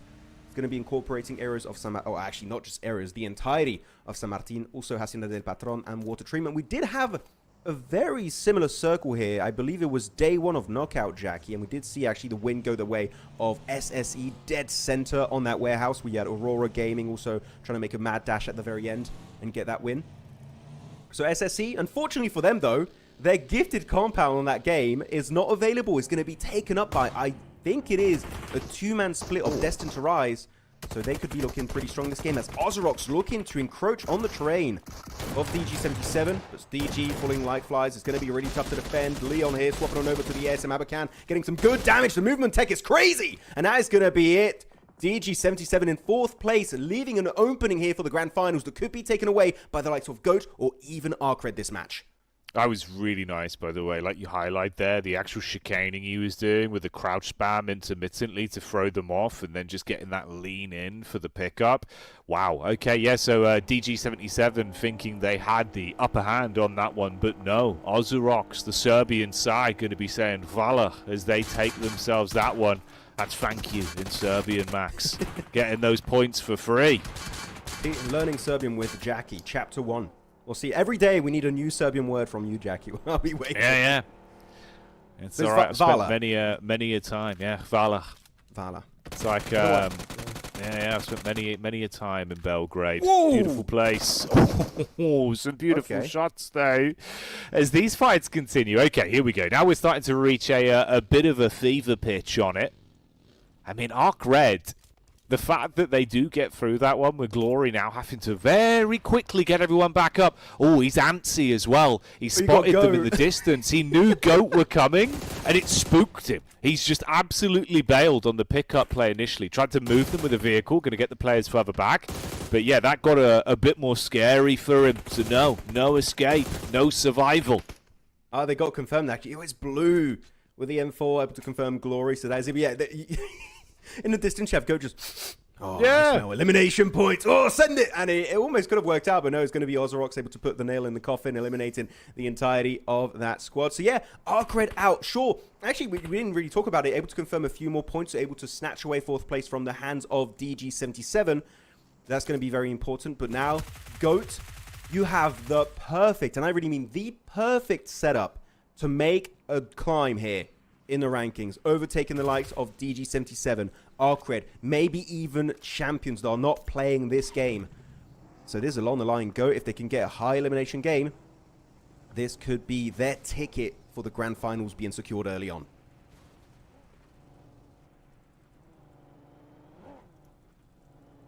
It's kind of the ideal scenario, right? If we see a lot of these points being early game, at least, infighting between the lower ranked teams with some of our teams in the upper echelons falling out and not getting anything from it, then yeah, their eyes are going to be lighting up thinking, okay, all we've got to do is just take a couple elims, coast towards a big finish, see if we can get a nice few points out of this, go out on a high. We're talking about the fact if they can just have a decent chunk of elims and a chicken dinner on it, it would be the dream. This is a fight, though, that they need to win as they go head-to-head versus Avalanche. We see the first knock onto them. Meanwhile, we've got the POV on screen here of the Vicious that fight uphill. This is the battle we're getting excited over, though. Tommy closing in onto GOAT as Force will keep himself moving. Can Tommy deal damage with a UMP? Peeks over the top side. Force is knocked over. Moxie, usually good in these kind of moments where he's got to thrive in the chaos, but do not let your teammates go down. One by one, they're picking them off, and the chances for GOAT are all being taken away. Oh, it's a brutal outcome. Avalanche in 16th place deny the chance that GOAT can get anything from this game. Teams getting too desperate for these eliminations and just getting involved in fights that are just not working out for them whatsoever. ARCRED, DG77, GOAT team, all taken out of the equation this match. So now other teams that normally we would say are somewhat out of reach of top 4, like 777, SSC, could be maybe looking to make a mad dash at the end and overtake some slots of GOAT, DG77, and ARCRED. So yeah, a lot of new teams here to focus on this match. The circle is not going to be kind to some of these Eastern teams. And I'm actually surprised we did see the entirety of GOAT here kind of fully commit to the fight versus Avalanche. They lose some members. You should just try and send your whoever survived at that point into the zone and just get some placement points, a few eliminations, because it could be down to a tiebreaker because it's so close in the top 6 as of right now. And yet they committed. So I think this is a moment where GOAT just got to be a little bit more respectful of the lobby and try and count their lucky stars in situations like that. But it was just not going to work out on Miramar. And actually, looking at the leaderboards, right? We talked about teams like GOAT. This was their last game, Jackie. Now that I actually realize it. Yeah. So actually, they are fully out of the race for top 4. That is going to be them having to fight their way through in the last chance. Yeah, that's the brutal part, mate. That's what I was saying. Like, it was kind of the perfect setup, right? Where the teams above them that were snatching away the chance of denying any entry into the top 4 were down and out. The bottom teams were infighting. All you had to do was play this one with a big result. But no, Miramar curses them. Avalanche as well. It's so unfortunate, right, that the team that take you out probably aren't even going to gain anything from that. Although here, they might ruin some more teams' day. They crash into Ozoroks that have been playing a good one thus far. So they take the fight straight to the Serbian super squad and do deal some decent damage. Bit of a battle back from Metacore as well, as they have been really consistently being attacked today by every team in the lobby.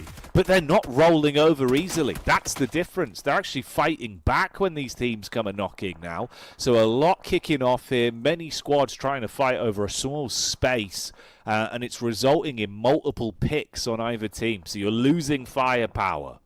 I mean, fighting over a small space that's not even in the play zone, so there's even less value when you really think about it. And looking at 777 actually on the minimap, you can see on the top right side of your screen, they were surrounding the entirety of Avalanche and Metacore. So because this is a team that right now above them, GOAT are eliminated, GG77 are eliminated, ARCRED are eliminated. Who knows, if they get an absolute banger performance, 777 could also join the race for the grand final slots. So do keep an eye out for this team. Looking at the squads that are in the zone, though, we do have squads that are looking really comfortable, such as A-Mix. In the center, you're going to have the likes also of Motion, the Polish team, TT Project. I feel like at this point, every time we look at TT Project in the mid-game, they're always in such a good position. The IGLing is 10 out of 10 stuff from this squad. And in their current position, wouldn't be surprised if they make it to top 5, unless they get breached, which could be happening. But if they don't, top 5 should be the bare minimum expected from TT Project. They're going to be looking to build even bigger of a lead for themselves in first place. Though that's going to be a little bit hard to beat because this team is just looking too consistent every single game. Yeah, consistency has been key, and they've certainly got that. They've been locking it down time and time again. That is the end of the Avalanche run, though, again as well here. So 6 elims, of course, the big takeaway being the fact that they're able to ruin the day for GOAT team. So a little bit of spice added into their run, but nothing major in terms of them moving up the standings. Bad boy, again, for Ozoroks, still being able to find room to be a little bit of a nuisance in this game. Warrior sets up on the roof side with the AUG in hand towards the rocks. He's got a good line of sight down towards that gas station to keep the pressure on Ozoroks. But everyone's just scrapping from different angles. Wide split from 777. So if Metacore peek up, they'll be shot in the backside. Everyone's just kind of trying to keep their heads down for a second here.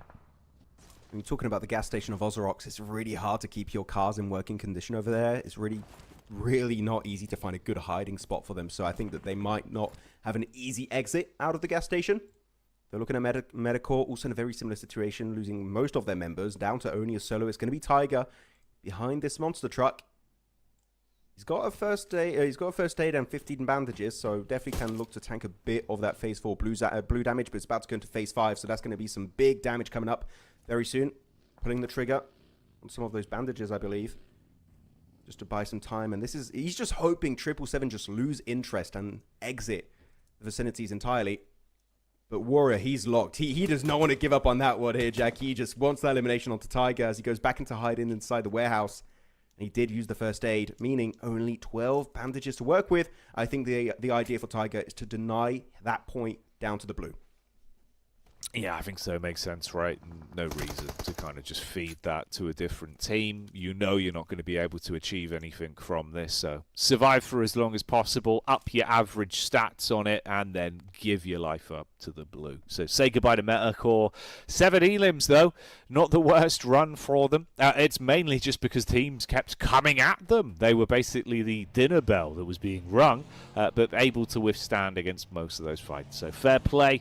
Down towards the bottom end of the standings. They will exit this one with a few more points to take home.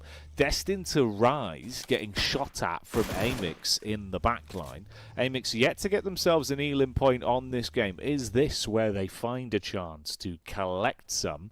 D2R set up with lots of cover, so although there are eyes on their angle, they should be alright to keep themselves tucked in. Few of the vehicles, though, looking pretty beaten. You can see the vehicles are taking so much damage. Tyres popped. They don't have much room on this one. They want to get out of this death trap of an alleyway they're in. But how easy is that going to be with 27 plus watching their position?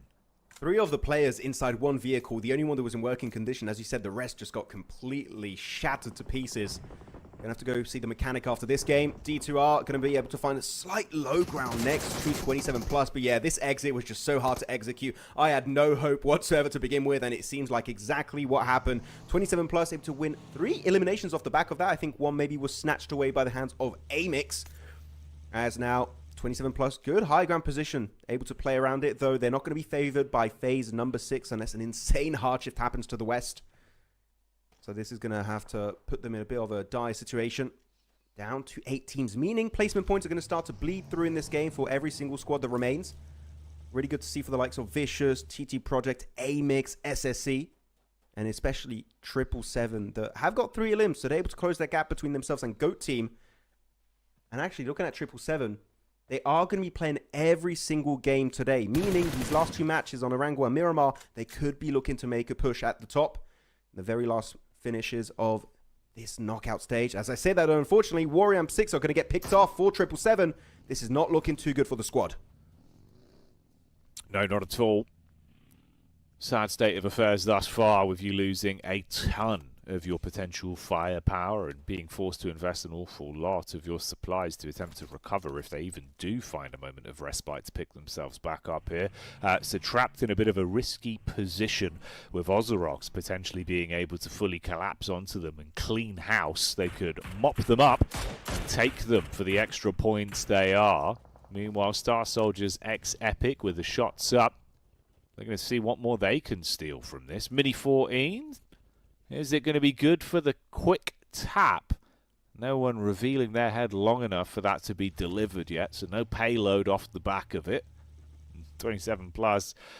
They've just been sat on this hillside for so long, making it uncomfortable for anyone else that does come by them. They will eventually be forced to move, though, and you've got a couple squads that could light them up. I mean, as you're driving your way down, it'll be motion in position. The Vicious could get sight lines as well.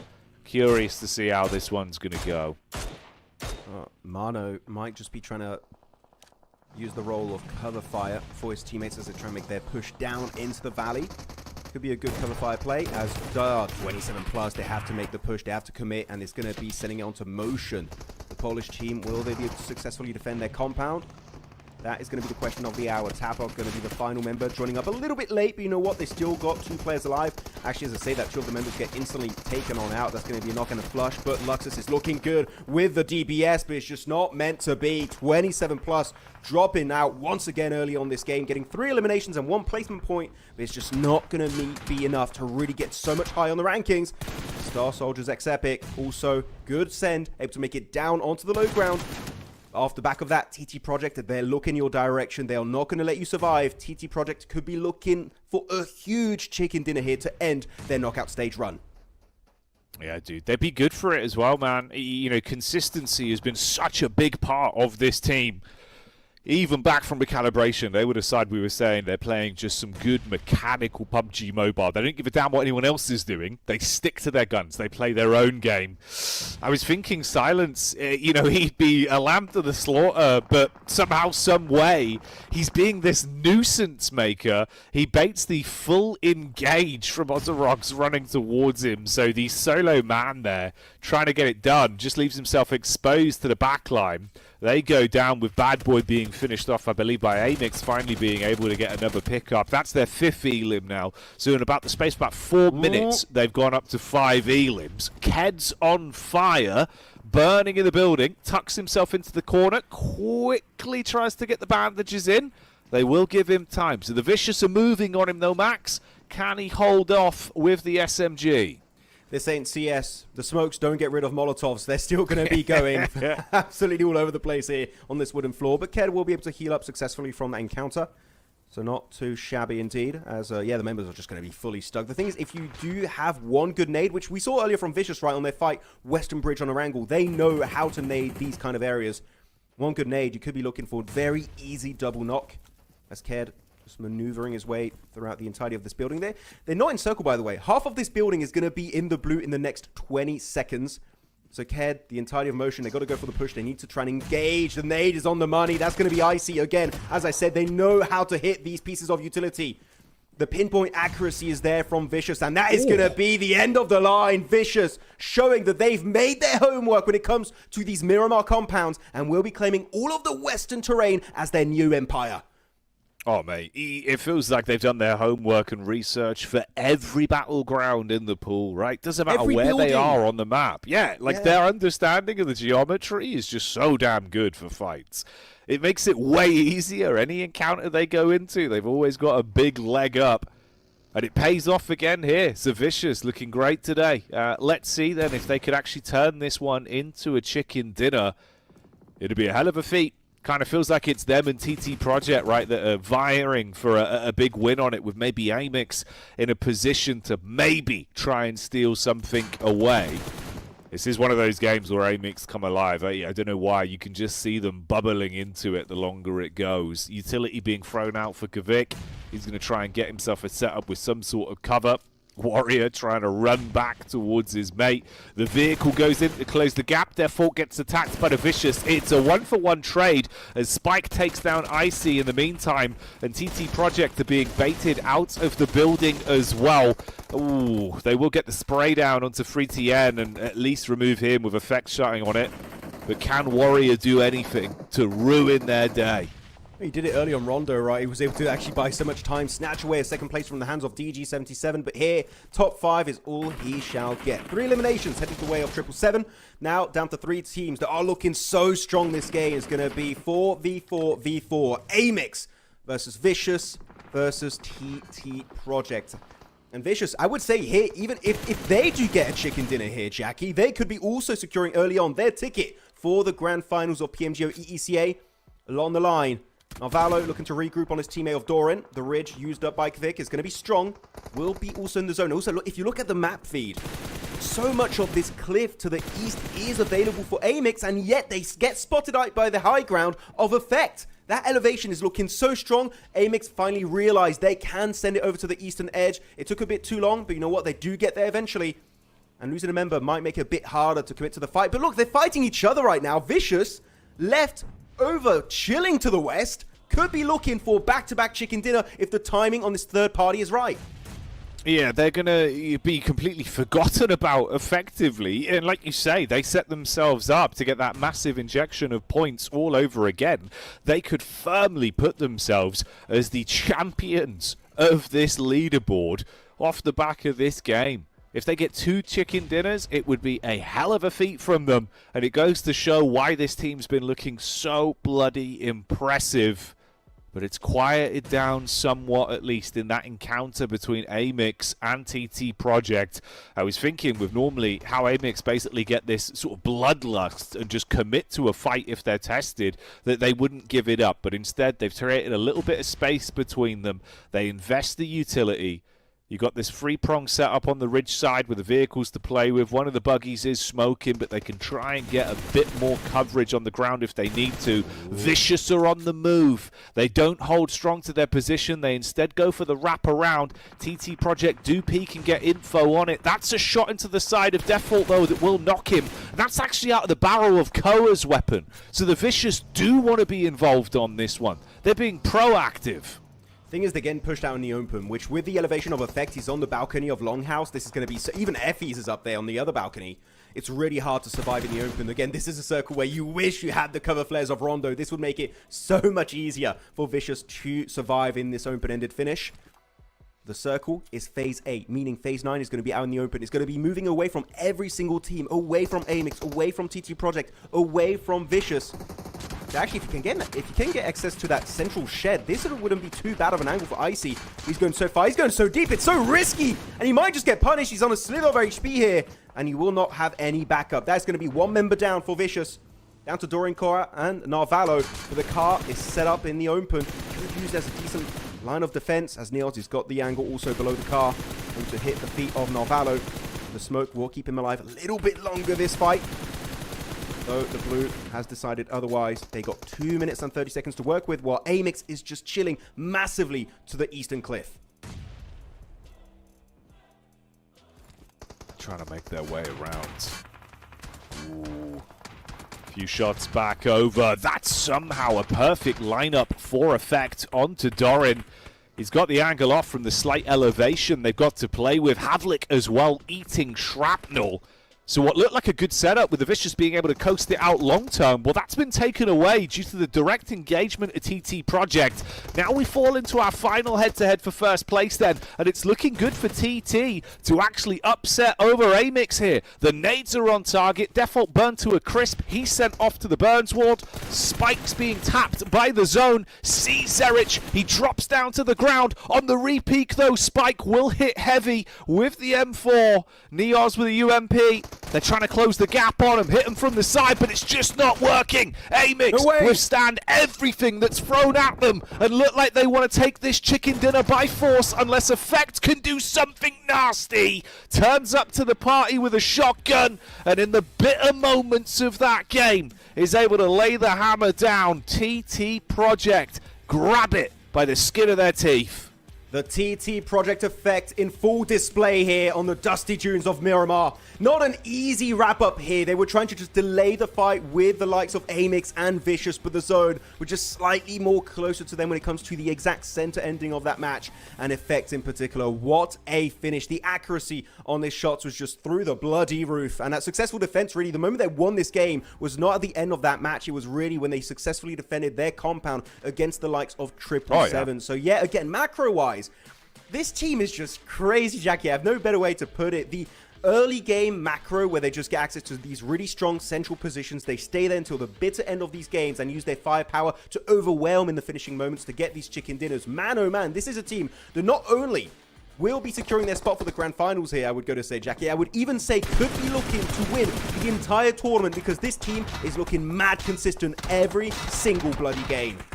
They look amazing. They look amazing. It's the fact that it's even on the smallest scale, right? If we take a vertical slice of their plays, every time it's a compound crash, every time it's clearing out, in a fair fight even, Max, when it's a head-on-head, full squad versus full squad, the way they approach these encounters, the utility is perfect, the trades are perfect, the comms between one another, it never looks like they're scared. So yeah, terrifying stuff, some really big signs of life from them. Can't wait to see what the Vicious can do towards the end of their run. And hey, if they do guarantee themselves that top spot with how they've played, how bloody good they're going to be looking when we get into the actual finals in a few days' time. For now, though, let's give our flowers over to TT Project that, again, have been another side that have been able to play smart, strategic PUBG Mobile, and that's been winning them games. Yeah, also so much damage across the board. Even though only one elimination for Effie's, he was playing on top of the balcony of Longhouse. So he was getting so much overview, oversight, and intel on where the teams were. He truly became the Eye of Sauron alongside Zerich when it comes to getting some intel on these teams. So really loving the overall macro aspect of their gameplay. Looking also at the match summary, a few stats for you guys at home who might find this interesting. But Yeah, at the end of the day, keep in mind that this was the last game of TT Project. That's going to be the cherry on top to wrap up their stage of knockout. Though that means Aurora, they're playing Vicious, they're going to be playing DG77, ARCRED, Champion. All of these teams will be joining the fray in these final 2 matches on Erangel and Miramar back-to-back. Can they hold on to that crown here, Jackie? Can they maintain that #1 position? It's going to be tough, but they do create a bit of a gap thanks to that chicken dinner to end it off. God damn. Yeah, deserved stuff. And of course, the MVP there from our winning team being Effect. Let's have a bit of a closer look at his statistics with how he's played. 730 damage, 4 elims, good for the assists as well. And that pure survival time with them being able to make it all the way to the win on that chicken dinner. He was good in the clutch as well, Max. And that's something that obviously sometimes isn't really represented in the stats. But with how he played, even when some teams would falter, right, when the pressure's really on, he didn't crumble. He turned into a diamond. And look at, oh yeah, man, Effect had an absolute banger this one. Going to be your top player of the game with those 4 eliminations, followed up by them Bad Boy, player of Ozrox. You don't see that happening too often. Even for Metacore, ooh, we got Tiger here from that team, followed up by then Doran and Zerich. You can see that it's quite low on the lower side of these top players, meaning that a lot of different individuals got some elimination points throughout the entirety of this Miramar match. But by the way, real quick, before we do get into the overall storyline of this tournament, it feels so good seeing Zerich and Effect doing so well together, because early on in PUBG Mobile Esports, they were on the same team. They split apart, they're back together, and boy, oh boy, that duo is looking deadly on the battlegrounds of EECA as they secure 21 points here in this Miramar game. Yeah, a huge earner there for them. And that's going to be the dream scenario, really. Remember the name, remember the faces, because they're looking ruthless. And if they can keep this up into finals, this could certainly be one of our more explosive teams when it comes to that strategic gameplay. Going to be fun to see. Again, as well, similar state of affairs, really, where towards the bottom ends of the standings, no one's really finding anything. There's not any good elimination distribution. There's not any easy points to achieve here. It's gotten far more intense. One of the sad scenes from that one as well, Max, of course, being the fact the GOAT team, realistically, we're going into this one saying they had a chance for greatness. Well, the result was far from it, right? You leave with nothing on that game, not even a single elimination point to their name. So, sad affair for them there. Let's see how it affects the overall ranking, though, as the Vicious move up into 2nd position, 101 points. TT remain our top dogs, but now with a grand total of 135 points. And still 2 more games to play here for Vicious, for Aurora, for ARCRED, for DG77. As we already said, though, that is going to be the end of the line for GOAT. They will not be directly advancing to the grand final, so we'll see what they can do and pull off in the last chance. Same for also SSC that have played all of their matches here for the knockout stage. Though the point gap is not big. Well, actually, what I'm saying is not big. It's actually non-existent. It's 4th place to 5th place. It's 89 points tied up between ARCRED and DG77. It might be down to a tiebreaker after these next upcoming matches, but I think a bit of the focus today is going to be on the 2 teams that have yet to play, right, Jackie? It's going to be Aurora. It's going to be Champions. In particular, Champions, they're only... Wait, actually, it's a 3-way tie. 89, 89, yeah. 89. So it's really, really close. But Champions, I'm going to put more of my emphasis on them. Do they have what it takes, especially with Kino that had a stellar performance so far to these last 2 days, to make that jump up? They need big games here. Otherwise, that top 4 dream might just be crushed.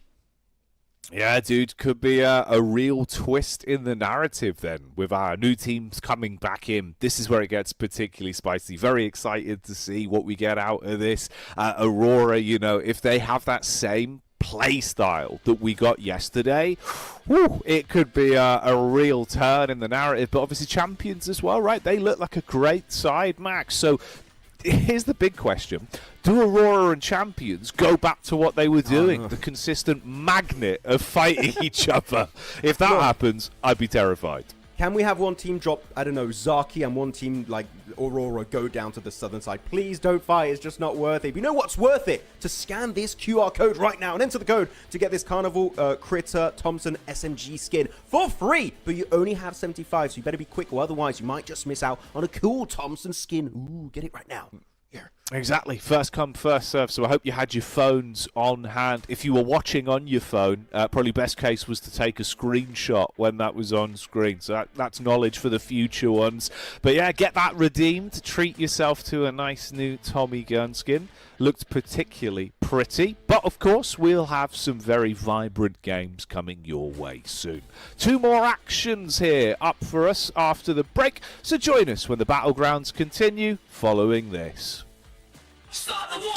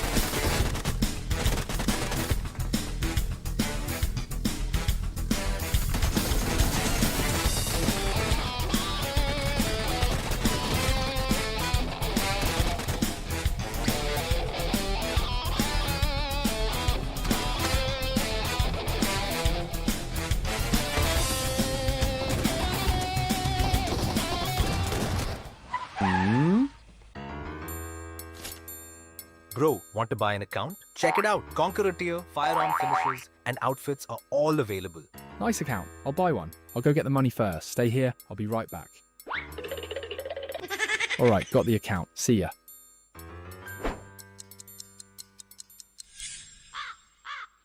Damn it, I've been scammed.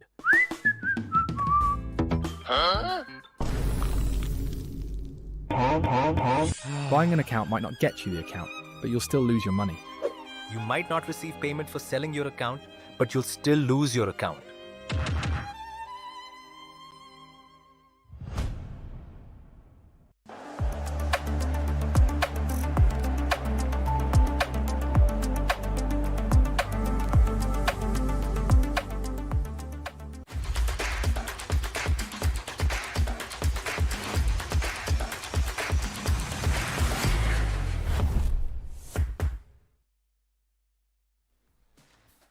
It's all been happening today. The games have been very Maxim-esque. It's been what we've wanted to see, Max. Talk me through it. You've been enjoying it so far, mate? Intense action out there? Oh yeah, I had to stretch during that break because I got to get fully ready for the games that are yet to come. No, it's very exciting, right? So many teams were able to make a mad dash at the end to try and catch up to the top 4 slots for the grand finals. And some teams unfortunately did fail, will be reaching a very gloomy ending, such as GOAT team, for example, that tried their best but were not quite able to succeed. But 2 more games on the menu here, Jackie, is going to be Miramar and Erangel for groups A, C, D, and E, meaning officially Champions Esports and Aurora are going to be back on the battlegrounds, and you know that they are going to be meaning business here on these games.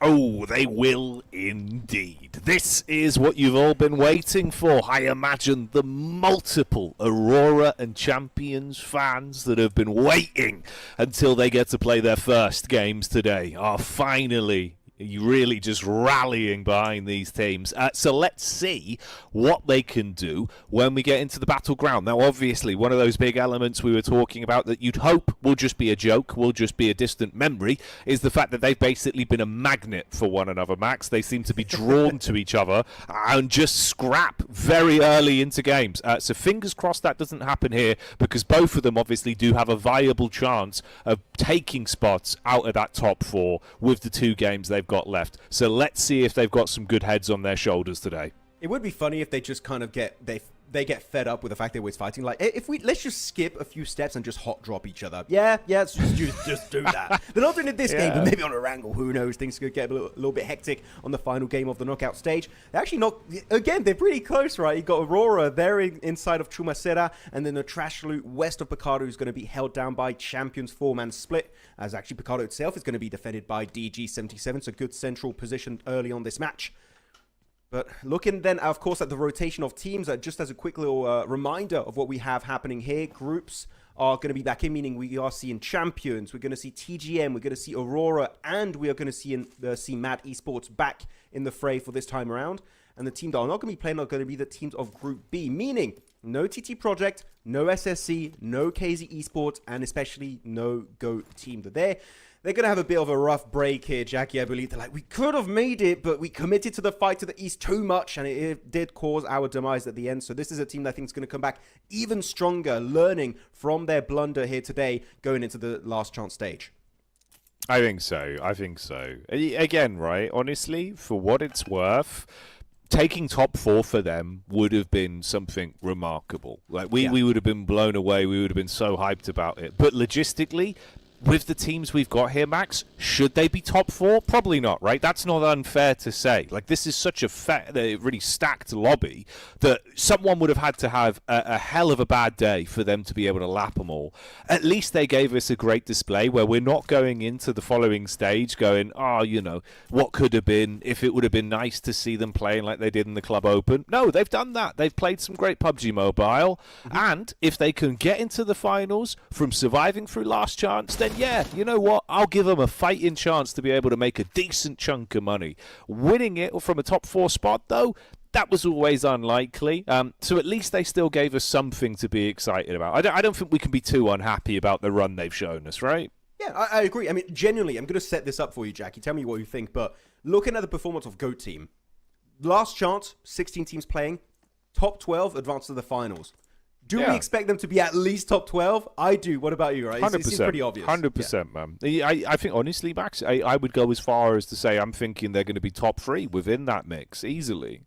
Agreed. No, I agree. I would say top 5, top 3 is in my initial expectations for them going into the survival stage. Well, not, I keep calling it survival stage. You could survival stage, last chance. Last chance. It's all the same. Yeah, exactly. You know, it's exactly the same kind man. of stage, just depending on what kind of scale of tournament you're in. But yeah, I do expect them to rank severely highly in that tournament, which currently I would not be expecting from a team like Amix. That I do think they could be doing it on an absolute peak day.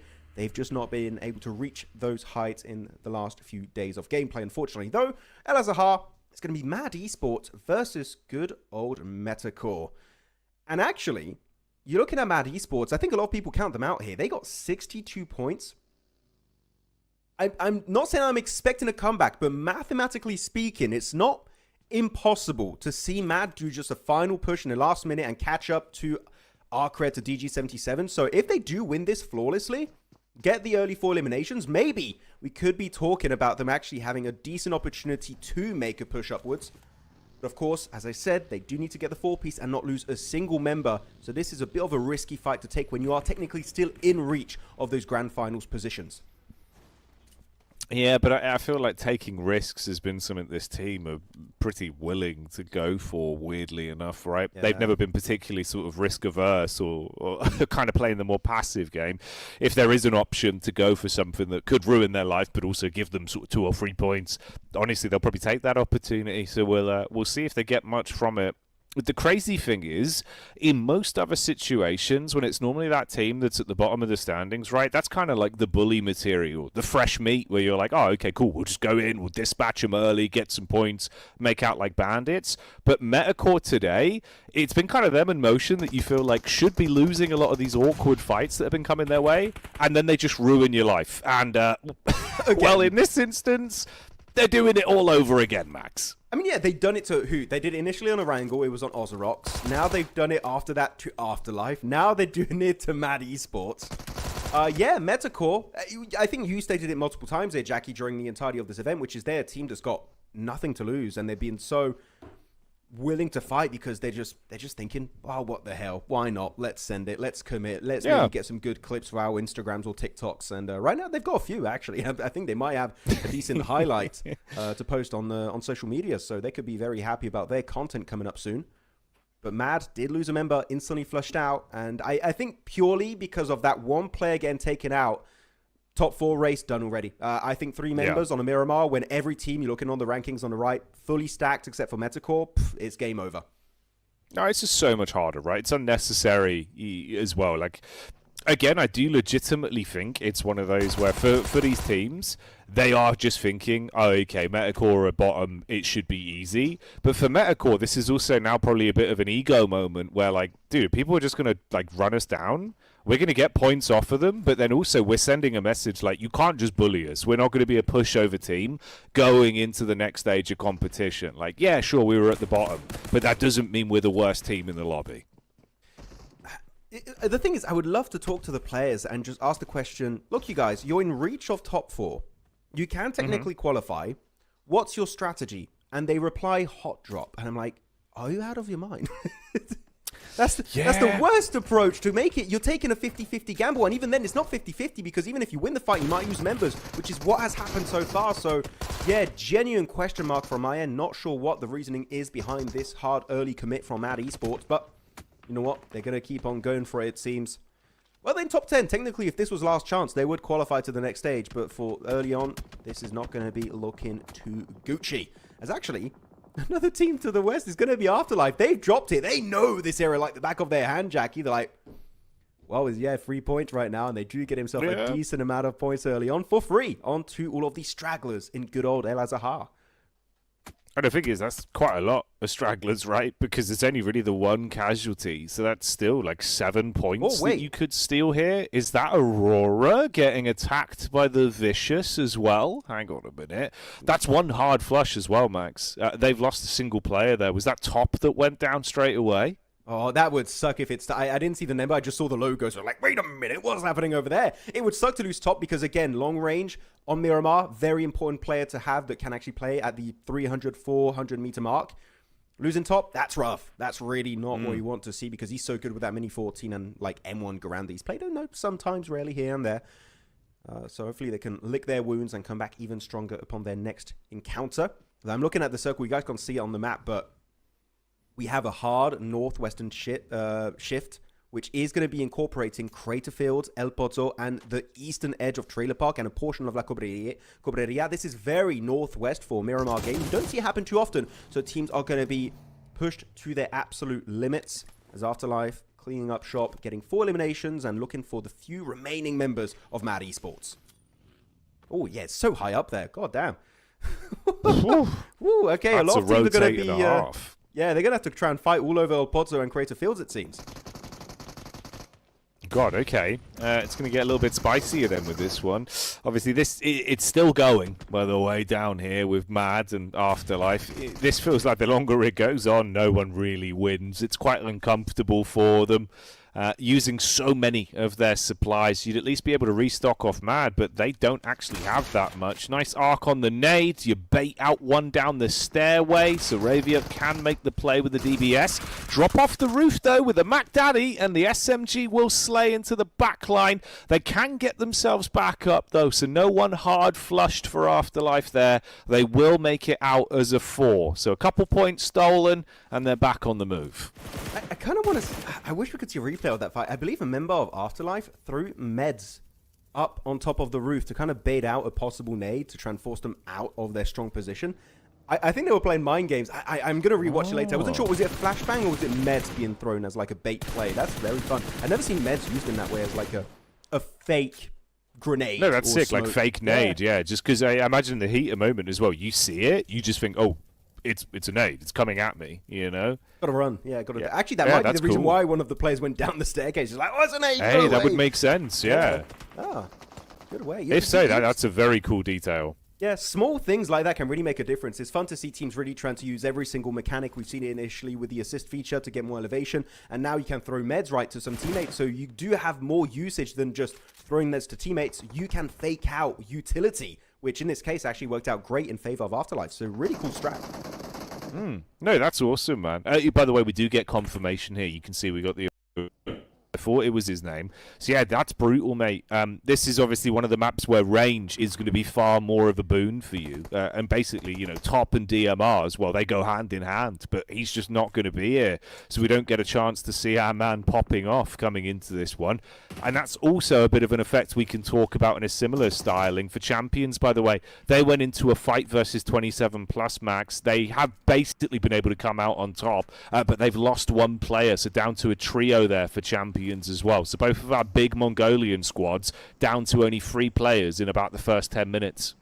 Yeah, battered and bruised early on this game. Not looking too good for Mongolia this match, but still 3 members, not impossible, especially because of this circle. You've got a lot of teams heavily focused around the southern or even eastern edge. So if you want to go as a trio for wide western or even northern map to just kind of get away from these early skirmishes, I wouldn't hate it. So I would love to see some teams attempt to make that just kind of safer transition. Very similar to what we've seen in the past from the likes of TT Project. I think that this is a right time to pull a TT Project-like rotation if you want to survive deeper and deeper in this Miramar game. So El Pozo, you can see on the minimap, it's not in the zone, meaning all these teams, you've got DG77, you've got the likes of D2R, Vicious 2-man split, Aurora are going to be in here. I would say not worth fighting. If you can get in the car and leave, that would be great, but AMIX have a different plan in mind as they're going to be shooting down Darling from a distance. That's a really long-range shot on the mountain of Crater Field, so really good presence from AMIX, looking to be the true gatekeepers of the entirety of the El Pozo city finish.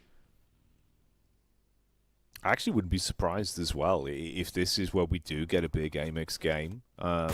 It feels like this is a team that really can do a ton of damage in terms of good elims in the early game and then great finishes on a map like Miramar. They were doing it pretty consistently in the Club Open. Something about the actual distance of the fight seems to just play to their strength, where they kind of work quite nicely. So if that happens again here, this could be a big map for them. We'll see, though. It's early doors. Obviously, only about 12 minutes into the action here, so a lot of room for this one to change hands. That's 777 again engaging onto Champion. champions. They've had another knock, so one casualty there, with it only being a trio as well. And I believe it's Demo. Yeah, it is. That's actually quite a big player for them that's been pretty helpful in playing off angles and more advanced to sort of lock down angles. Your real raw firepower, though, that tends to come in the form of Kino. And he's still alive, closes the gap up close with the shotty and puts some nice damage on the 777. They're getting collapsed upon as well. That's Afterlife Max diving in. They've spotted blood as they wrap around. You get some shots up into the back line here. It could get pretty intense now with everyone being able to guard the edge of the zone on this rotate. Yeah, Afterlife just saying, this is not worth my attention whatsoever. We're just going to be putting a bigger emphasis on getting into the play zone. So yeah, good move forward. Afterlife looking to play for the long game. As 777 and Champions, though, kind of locked in this skirmish, in this kind of engagement. And trying to butt heads here. It's going to be a decent bit of damage. 777 down to just 3TN. Overwhelmed, pushed over the ridgeline. They does get a knock of his own, but it's going to be Kino, as you said here. The main firepower of this team is looking good, is looking strong. We'll be able to get the reset on this teammate of Demo. But the blue zone will be pushing forward, going to be using up a bit more of their resources. And even then, Avalanche are looking in their direction. So at this point, you've got to put your player in the car. And he can't even do that. He dies in his arm. This is movie-worthy right now, as Champions as a duo will look to push into the zone and survive as a duo. Meanwhile, you can see the Vicious completely ripping their way through, of course, everyone there on Aurora and making it brutal for them. So it's only Joel. He's off in a different angle. With Default coming up round the back line with the rest of Amix eventually on their later rotate in, now handling the encounter they were thrown towards. This could be pretty spicy the longer it goes on. Vicious as well, going to be content so far with being able to get themselves those 4 safe elims without losing a single player. So a late game finish still being the mindset for them. Whereas for Champions, the points they've got early, yes, they're good, but how far do they go outside of that? If they fall out from this point, there could still be room for some of the other squads like DG77 and ARC to try gain extra points on this one and push ahead of them. So a lot of moving pieces right now. Butcher spotted on the flick up. He's going to take some bullets up range as Windy fires shots onto him. By the way, as you talked about Champions, clearly here as a duo, you do want to try and play it hella passive. If you see any team just go the other way, you do have in this area a lot of really strong dips and cliffs to work with that can really keep you alive, keep your heart beating so much further on the line of this match on Miramar. So I think that we do need to see a very, very slow and passive Champions, because looking at position on the rankings, they're in top 4. They're currently the entry points for the grand finals, meaning a lot of attention is going to be thrown their way from the likes of ARCRED, DG77, 777, and even Mad Esports in the next game to wrap up the knockout stage. So they can't afford to get 0 placement points. They need to survive. Even just extra 4 teams outlive them. You get an extra placement. That could be looking good. The tiebreakers could be coming through. As Afterlife, a little bit of elevation here. Actually looking quite solid for Zixi, Windy, and Ravo. Especially good spray control at any kind of range. Ravo, in particular, in that fight in El Azahar, was looking mighty impressive. But Butcher, he's right above them. I'm not sure how aware they are of Butcher's location. He's been camping up here for a while now. And yes, I did use the C word. You're not supposed to, but he is camping. He's waiting. And might just get a good nade. If he's got 1 nade here, Jackie, that could be a really good elimination onto Afterlife if he does have, again, that kind of resource available.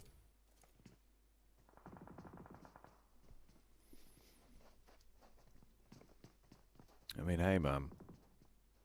Butchers seem to have a bit of plot armor in some of the fights we've had from him. So if Afterlife do give him a slight sliver of an opportunity, he'll probably grab onto it with both hands. For that team, they don't want to over-egg things. They've been pretty good in terms of their overall consistency. Obviously, breaking into the top 4 is kind of out of the question, but at least still giving yourself some extra confidence and making other teams aware of your names. They don't feel like they can push you around into the next stage. Could still be a big piece of the puzzle. Kind of trapped in the position they're in, though. Bullets being spammed up towards them. 27 plus on the periphery vision of the Vicious that move up down towards the location the DG77 are in. Now, if they end DG77's run, that's going to be a big spanner in the works for them. Obviously, this is another team that's looking to try and still complete a journey into the top 4. Do have a viable chance, quite a close grouping, right? But we'll see. Ooh, Butcher with a drop down on the nade. Isn't quite given the glory he was hoping for. Had a good arc, could have been good, but yeah, the cover, and the thing is also these ridges have such weird angles sometimes, the bounce, and it goes completely a different direction, so you've got to make sure you're very accurate on those.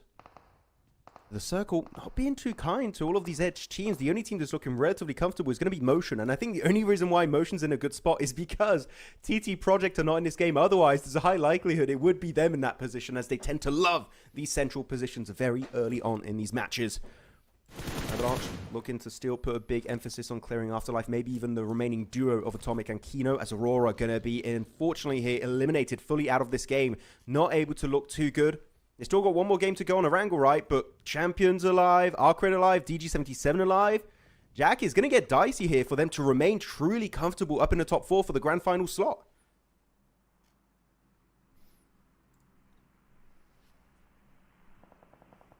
Yeah, I mean, you know what, man? The longer this one goes on for the Vicious, realistically, they can put themselves down sort of the nice comfortable bedding and sleep on the fact that no one's ever going to get anywhere near them in these overall rankings. Aurora out of the running, so that one goes down without them having much of a fight. Champions could be a similar outcome in mere seconds from now. And there is also a lot of fragmented players there on both ARC and DG. So Champions now fully removed. All right, this is where it is on ARC and DG then to rise above one another, specifically in this head-to-head encounter. It's poetry that they found each other, but who wins it? That's the bigger question. Freezer, always so damn good in the head-to-head fights. He'll put bullets down range and punish onto 2 knocked players there with no real room to operate round to assist each other. They might just have to give up on it, try to survive as at least a solo, so they can flush onto the downed players, get the extra points from it, and still remain alive as a 4-man squad. It's got a bit lucky for Fleeky. I think he was attempting to get an off angle for his squad as they were looking to push fully onto DG77, and as he did that, all of his teammates got eliminated, so he at least is away from the fight, can survive, but can't survive apparently. That's only going to be 1 elimination this match. No placement points, barely missing out as they do not reach top 8, so that is going to be really rough. So, hey, DG77, this is such an important game. This is going to be your paramount war on Miramar. As default, also here onto Amix, looking to slowly push up onto Avalanche. But yeah, mainly the teams you want to focus on are going to be DG77 and Vicious, but mainly DG77 as they are your cutoff for the finals. And when all the other teams below them are eliminated, this is your opportunity, your golden chance to create a lead, create a bit of a cushion. If they do win this game here, top 4 is going to be even harder to take down in the final match of Erangel.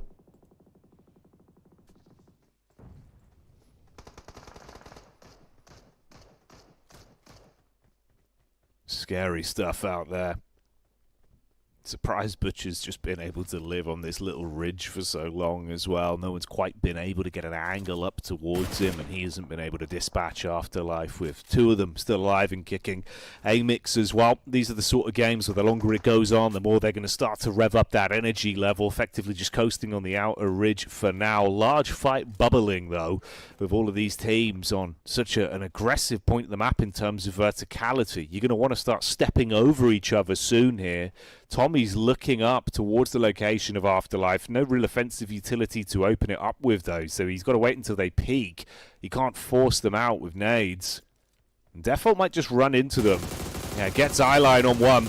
Chip damage down range, tries to spam. Meanwhile, though, they're being lit up from 2 sides, actually. It's Groza from Avalanche that closes the distance, whilst in the backside they get hit by Ozarox as well. You've got to pick and choose here. If you're Amix, you've got to choose one fight and fully commit to it. Otherwise, you're going to get completely wrecked on this cliffside. There's actually Ozrox thinking better of it.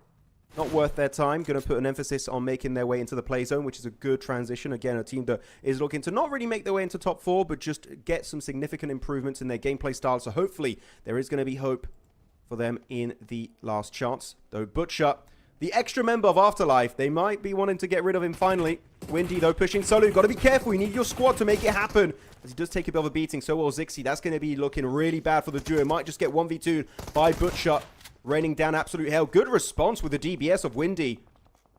But Butcher going back into hiding. Going to look to heal up, hopefully. He's down to just literally 1 bullet away from getting eliminated. But Windy in a similar situation here, having to commit to the first aid. It's getting dicey. It's getting risky. as Avalanche might just get fully demolished here on that position. Over to another fight, though. It's getting also a little bit tight on the edge. So many teams looking to encroach, but they will get pushed over the ridge eventually. As Zixi, yep, the res will come through, Jackie. Getting back up, stay alive in the fight, and still have this duo to play with. So Windy still got his mate for now, at least. And Amix, as much as they were sort of squeezed there, being trapped between those two sides, at least they're still in it to win it potentially. They haven't entirely had this one ripped away from them.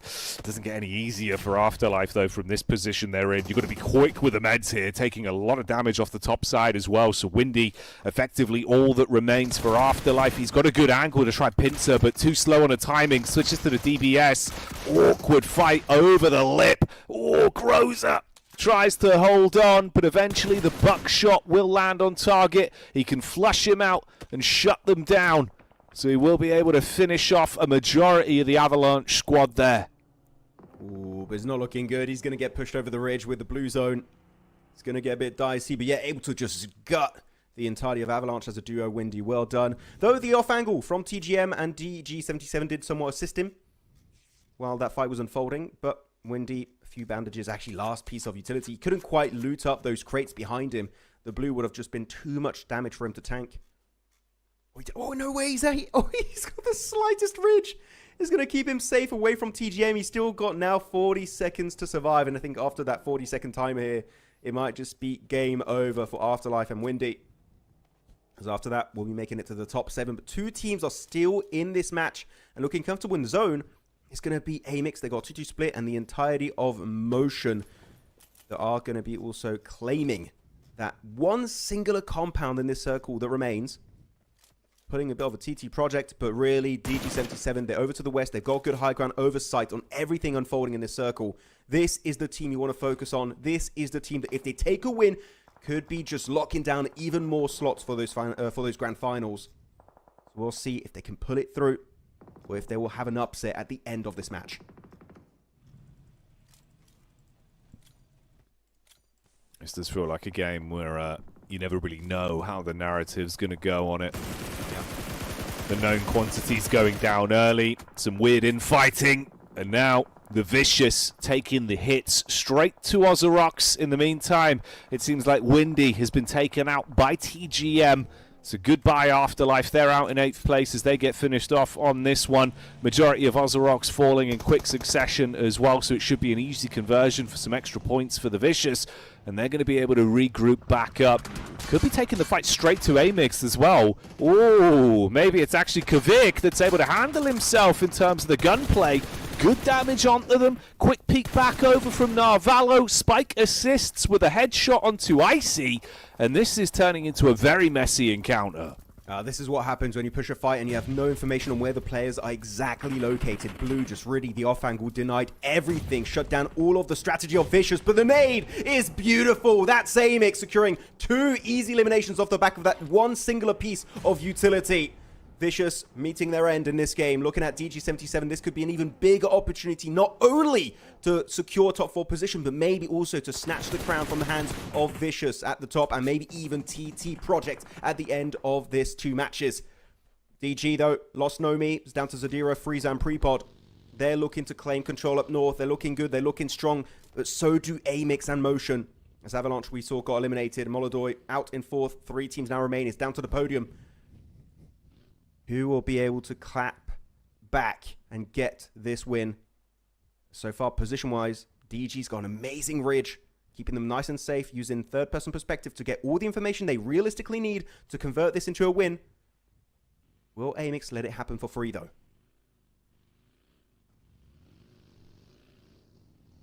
I don't think they'll give anything up without a fight.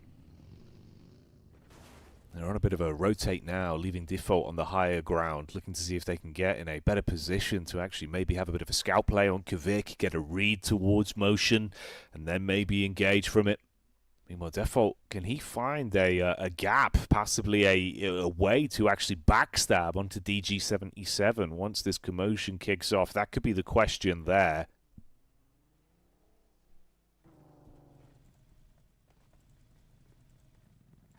I mean, we're going on circle 8 here, meaning it's going to center up on basically no one. It's going to be in the open portion of the circle in the valley, away from the compound of motion. So the moment they leave, they're going to be very, very predictable. Unlike DG77 and Amix, they have a slight little spread, more angles to come from. So you can't just go and pre-fire the exit point. But Motion have been also very silent, right, the entirety of this game, Jackie. So meaning, realistically, they should have a lot of smokes to work with. Their armors and helmets should be looking really healthy too, especially if they looted tier 3 helmets and vests. So in terms of overall resources, they should be looking like a true contender this game. But so do DG. I'm looking up. They looted up a lot of death crates. They got 4 nades for one of the players in Zadira. 5 smokes. Those 5 smokes are really going to make life easier for DG. I'm wondering what Amix have, though, in their arsenal. Oh, actually, I didn't see this angle default, actually. Yeah, he's got himself some really strong elevation. Don't know how he got there. True parkour on full display. So that could be the winning position here, secured by DG.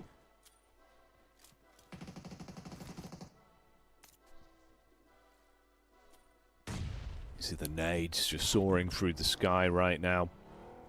Still a decent bounty of them in the inventory there for Amix. Smokes up all over the limited hard cover to play with for Motion. Kvik takes 1 bullet straight towards the upper chest, leaving him down to about a quarter of his health. He'll respond in kind with some nice nades. Play zone keeps them pinned in position. 1 by 1 they fall. And that's Motion that go down.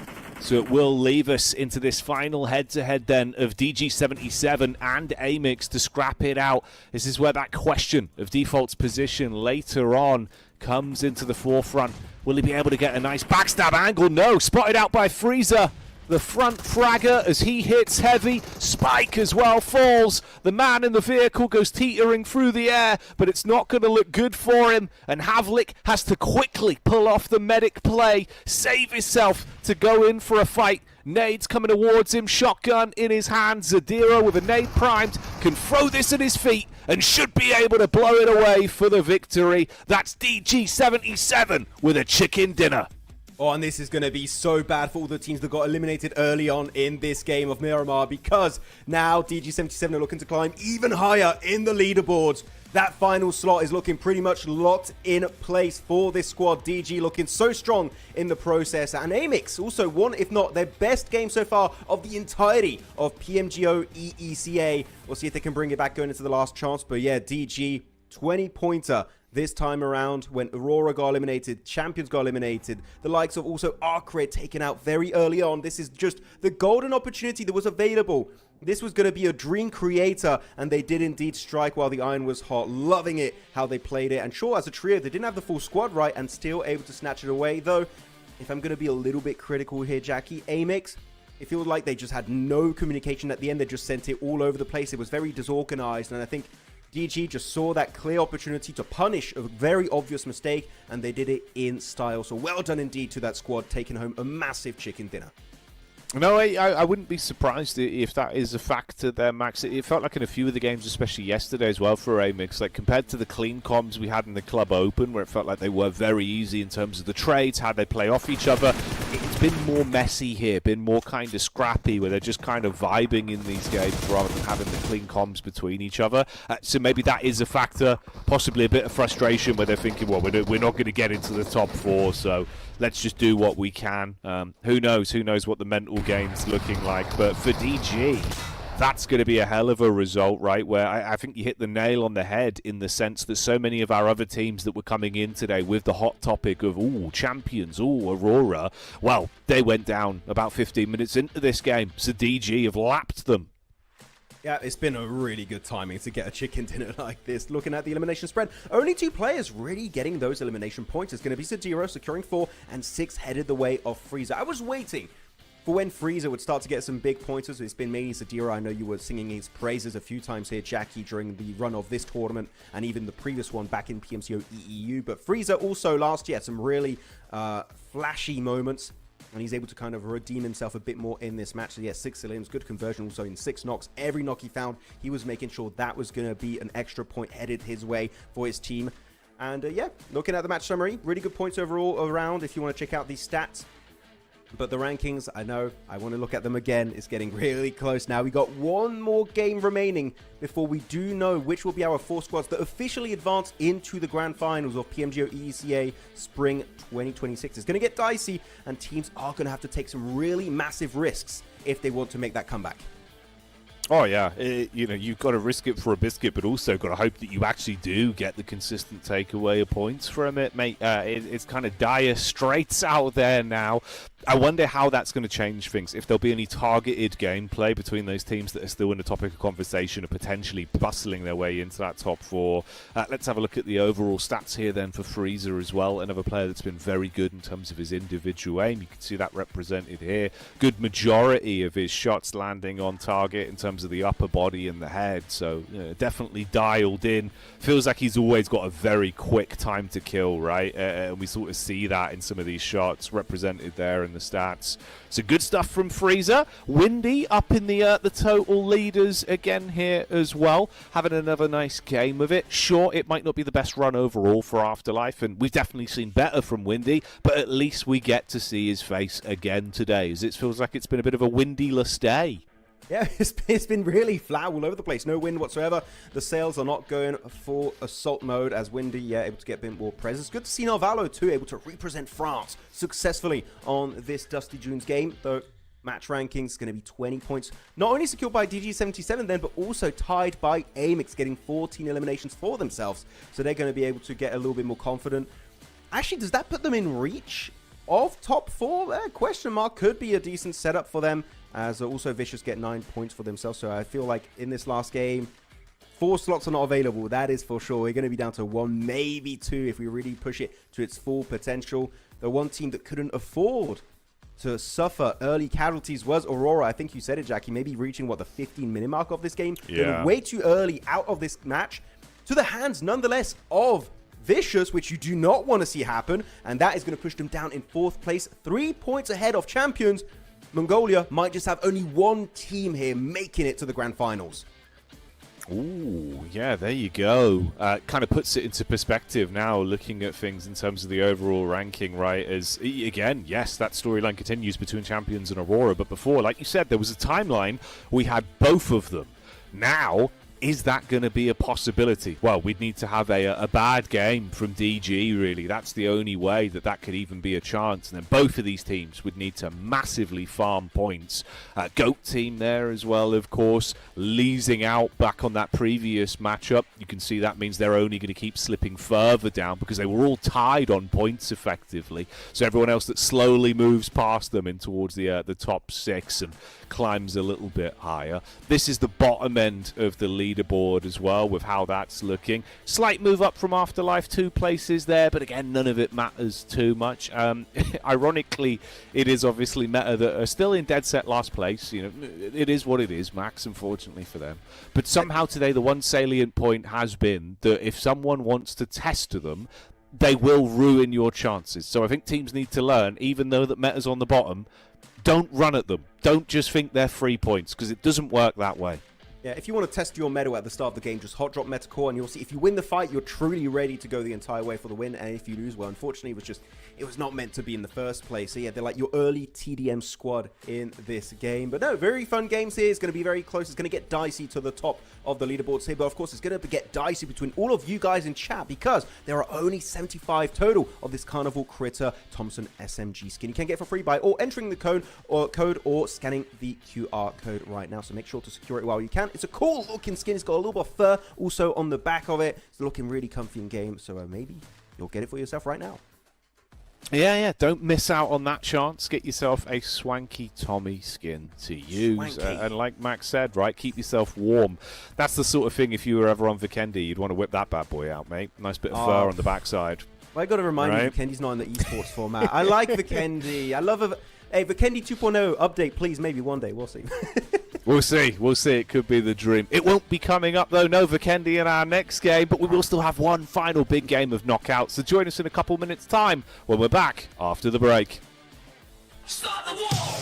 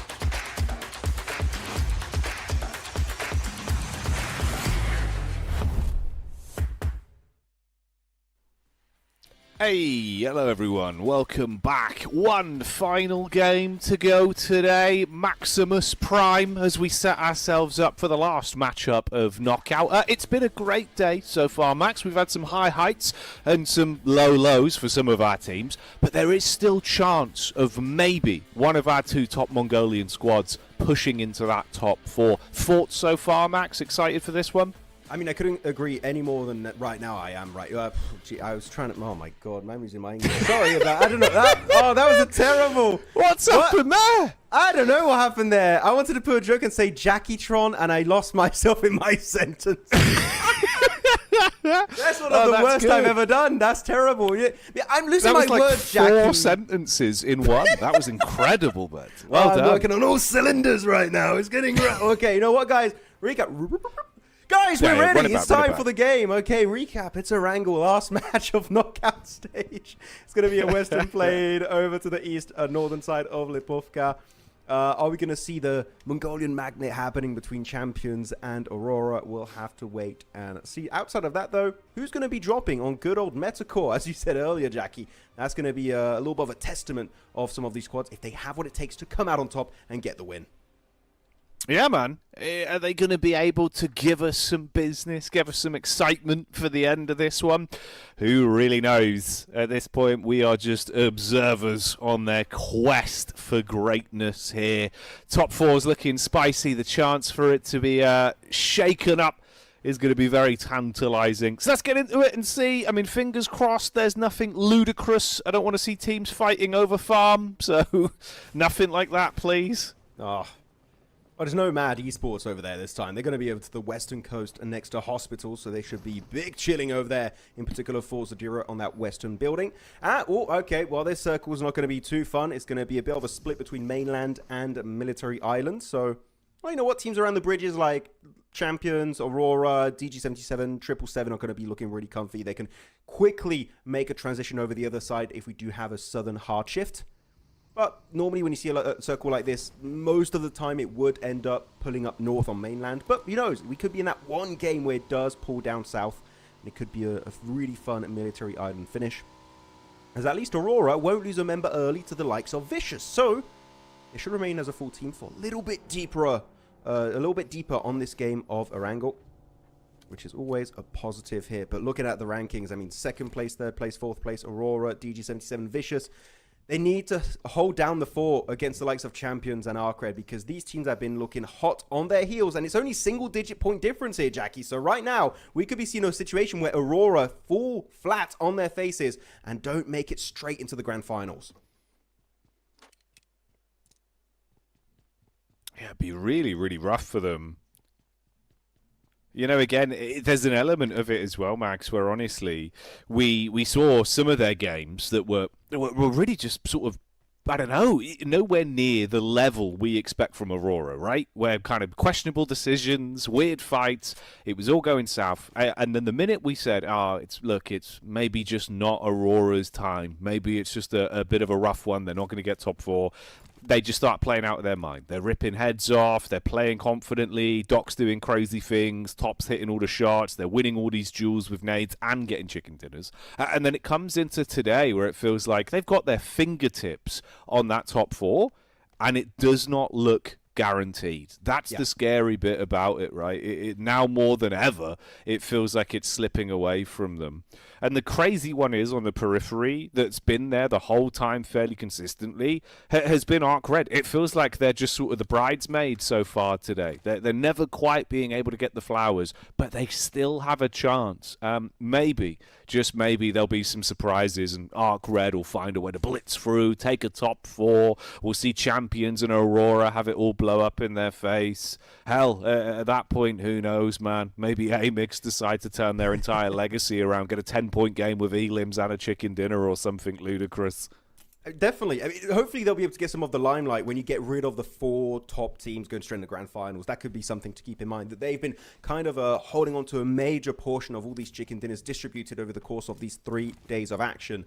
So yeah, we should be making it a little bit easier to get some points and maybe some wins in the last chance. I'm looking across the map. The only point of contention that could result in an early game fight is going to be as Nia Poliano. You've got 27 plus and TGM. Actually, as I said that, that's not the only one. It seems like Mansion, Southern Mansion is going to be somewhat open to an early fight. Good angle onto Tiger. Not sure why he's thrown there in the open. That's an easy knock and flush for Miyu. Not going to be wasting any extra time on that flush. As D2R, another team that really, why not? Just going to full send it right. They're looking to be in 16th position. And I think at this point, you want to try and maybe reach top 12 just to limit test. See if you were in last chance, would you be able to make a comeback? Top 12 will be the entry point for the finals at that stage. But the off angle of Darling is going to be strong, looking good. It's got the organ hand. As you swap on over to the overall FOV, it's going to be a decent angle secured by Cyrex. Grills will be knocked in the distance. Can Cyrex hold it down? Can he get himself that knock up against the S12K off Darling? The damage has been hitting strong, but it will just not be able to connect. That's going to be the end for Metacore. And meaning, Jackie, if you beat Metacore on Phase 1 Hot Drop, you win the game. D2R, chicken dinner incoming. Let's see them as they're on the move, looking to get pretty aggro already on this one and bring some fighting our way. 27 plus is POV there as they're driving on by, but it's Ozorox that do get that contact on top of Doran and co. Shots on top of them. Vicious do just bail on it. No reason to just basically fall out and leave themselves susceptible to slipping any further, so they will just immediately bail and keep themselves coasting.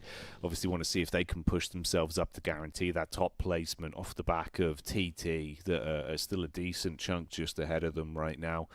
It's about, what, sort of 20, 25 points realistically between both of them, so if you can force them out, that would be the dream. At least don't leave yourself susceptible to another team pushing up behind you.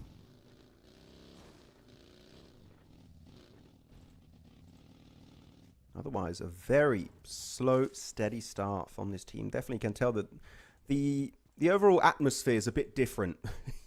We'll be saying goodbye to 4 teams after this because they will be having... Actually, it's really good for them. They'll be having a full 3-day break. The teams that have to play in Last Chance, you will be having to play 2 more days back-to-back, followed up by 1 break day before we enter into the finals. So this will be nice for these teams to get, and I'm sure they'll be anyways watching the games and trying to get some insight on where their competition will be dropping, going for the early rotations, etc., etc. I did see Doc's POV for a second. There was going to be a loot truck going down that pathway, so I do wonder if they're going to try and chase it down. Maybe we could see Top with an Orm. Ooh, sounds like absolute music to my ears. Actually, I don't think... You know what? Genuinely, for a player that plays the Mini 14 as much as Top does, I don't think I've seen him that often with the airdrop weapon, which is the Orm. Even the Lynx AMR, I think I've never seen it, at least not quite so often, so that could be fun. If it does spawn, though, because it doesn't always.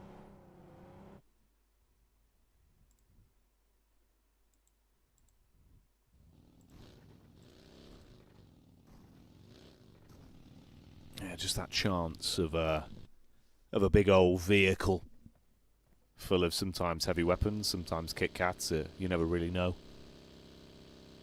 Always the risk you run.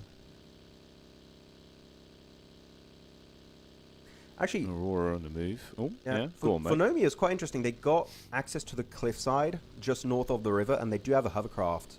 Which hovercraft, of course, if you want, which is a really cool strat to do, is if it does pull south, you just send the hovercraft over the ridge right in the water, and it's the easiest transition, even better than crossing bridges, realistically. So you can see they are keeping their options open, putting their eggs in different baskets in case it does pull south. So Dagestan could be a team to be very quick on the pivot. But the circle does shift here. I believe it will come on your screen in a few seconds. It does go hard west, so DG will not have to go for that desperate push over the water. Yeah, don't have to worry about it now, which makes their lives easier in the later rotation. That could be good. World champions be throwing some fists towards Mad here as well. Bit of space between them both, but they could actually cross on their pathway. Mad have seemed to be very willing to take multiple fights, even if they know it could result in their early demise. So maybe they will actually opt to get stuck into a bit of an engagement there. We'll see. This could inadvertently result in, again, a bit of a head-to-head between Aurora and champions a little bit later on into this one. You got the Aurora POV here, though, as they push up towards compound a la Ozorox as they're all set up together. It's Icy with the first knock here, meanwhile, in an encounter versus Destined to Rise. So they get a couple of bullets on target. TGM came over to third party, but Vicious involved with that one seemed to be pretty on top of the situation. Quick pivot from Aurora. They crossed the bridge the moment the circle shifted over, pulling a Max Verstappen at the very start of that game. Though, yeah, TGM going to be able to go in an early altercation with Vicious. Good old VC, get around here. Dorian, though, picked off.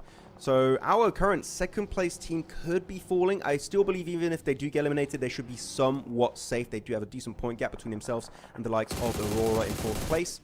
But still, you don't want to take that risk. Down to just 2 players. Is not going to be looking like the start they were hoping for. There's TGM, hey, you know what? 1 elimination for Retro. They've got to be careful. Misa knocked out. We'll be looking to get a little bit of a redemption in that fight on Pachinki Hill. This circle, oh, there you go, Top involved in the elimination feed, finding a mini 14 shot. Might be looking to flush it out at a distance, but the thing is, when you are in Longwood, it's really hard to confirm those elims from a range, because a lot of players can just hide behind hay bales or a few buildings near the road, so it's really hard to actually convert early eliminations. But Doc, being Doc, will send it farm wide to get involved in that early game conversation. Yeah, classic Doc, mate. Yeah. Runs on in. Let's see what he's going to be getting up to a little bit later onto this one. Hell of a unit on that team. Meanwhile, you've got an encounter here with Afterlife getting thrown into the fight versus ARCRED. Now, this is ARCRED that, remember, they're in position to potentially try and make it into that top 4 if it goes wrong for the teams above them. But right now, it's going very wrong for them. Oh, no. They're signing their own death warrant at this point, it seems, Max, as one by one, everyone on ARC is having a meltdown. And Afterlife have now been hit from a third party that is the pull-up from Amix. So goodbye, ARC. And Amix, if they can capitalize on this, it would be a hell of a feat. They take a casualty. They will lose 1 man. Default's out of the running for that team, but they at least convert onto the points of Afterlife. It really is the situation where everyone's fighting, and you look at DG77, which right now their gameplay is do nothing and win. Everyone's getting eliminated. They're having an absolute field day. They're loving how this leaderboard is looking like on this final match. Though, looking on to another cheeky skirmish on the battleground. It's going to be 27 plus, pushing up on the mountaintop of Avalanche. Not looking too good, though, for the final playoff. Butcher and Groza. Butcher next to full, Groza in the buggy. Might be time to actually leave this area. Yeah, confirm that one might as well. But as I say, that 27 plus getting also fully eliminated from this match. That is going to be them locked on in 17th position. Maybe even in 18th position based on what Motion might be able to do in this game. But TGM, making full use of Pachinki Hill, one of my favorite areas on the entirety of Erangel, and here able to leverage it to get 4 early elims. Not too shabby, able to get a bit more involvement on this match early on. Oh, yeah. Throw themselves in and see if they can shake off the ring rust early and prove us what they're made of. So good signs so far. Already it's been such a weird encounter with that sort of mid portion where anytime you do think someone that's just on the precipice of greatness will have a big game, always gets taken away from them early. So that weird sort of back-to-back fight there we had towards Afterlife being potentially one to remember the longer this goes on. For DG, will they come unstuck in the battle of all of those 7s? DG77 versus the 777 squad potentially becoming a more big talking point in a couple moments time here between these teams. TGM obviously were just getting basically picked off from a distance at one point, so they bailed. I believe that was the Vicious that got that connection off onto the one player. So the triple threat from them, still just on a bit of a slower rotate, taking their time with it. I mean, Aurora just playing tower defense here on Longwood. Don't really have to move around too much. They've got to be careful. One rotation we didn't really highlight too much at the start of this game. Motion took a gamble. They thought it was going to be a straight-up military island finish. They sent a botation south of that island onto the beaches. And because of that, actually are behind Motion. And I think this is something Aurora are fully unprepared to get to fight directly because they thought they cleaned up the entirety of the island. Normally, no one's going to be down behind them. But at least they do have Doc on Lighthouse, which could be a good way to hold off the Polish team. But we do see on the minimap, they are pushing up. They are going to be looking to clash with Ziol directly. This might be a good time for Aurora to give up the 2-2 split. I think they are stretched a little bit too thinly to fight a full Polish team.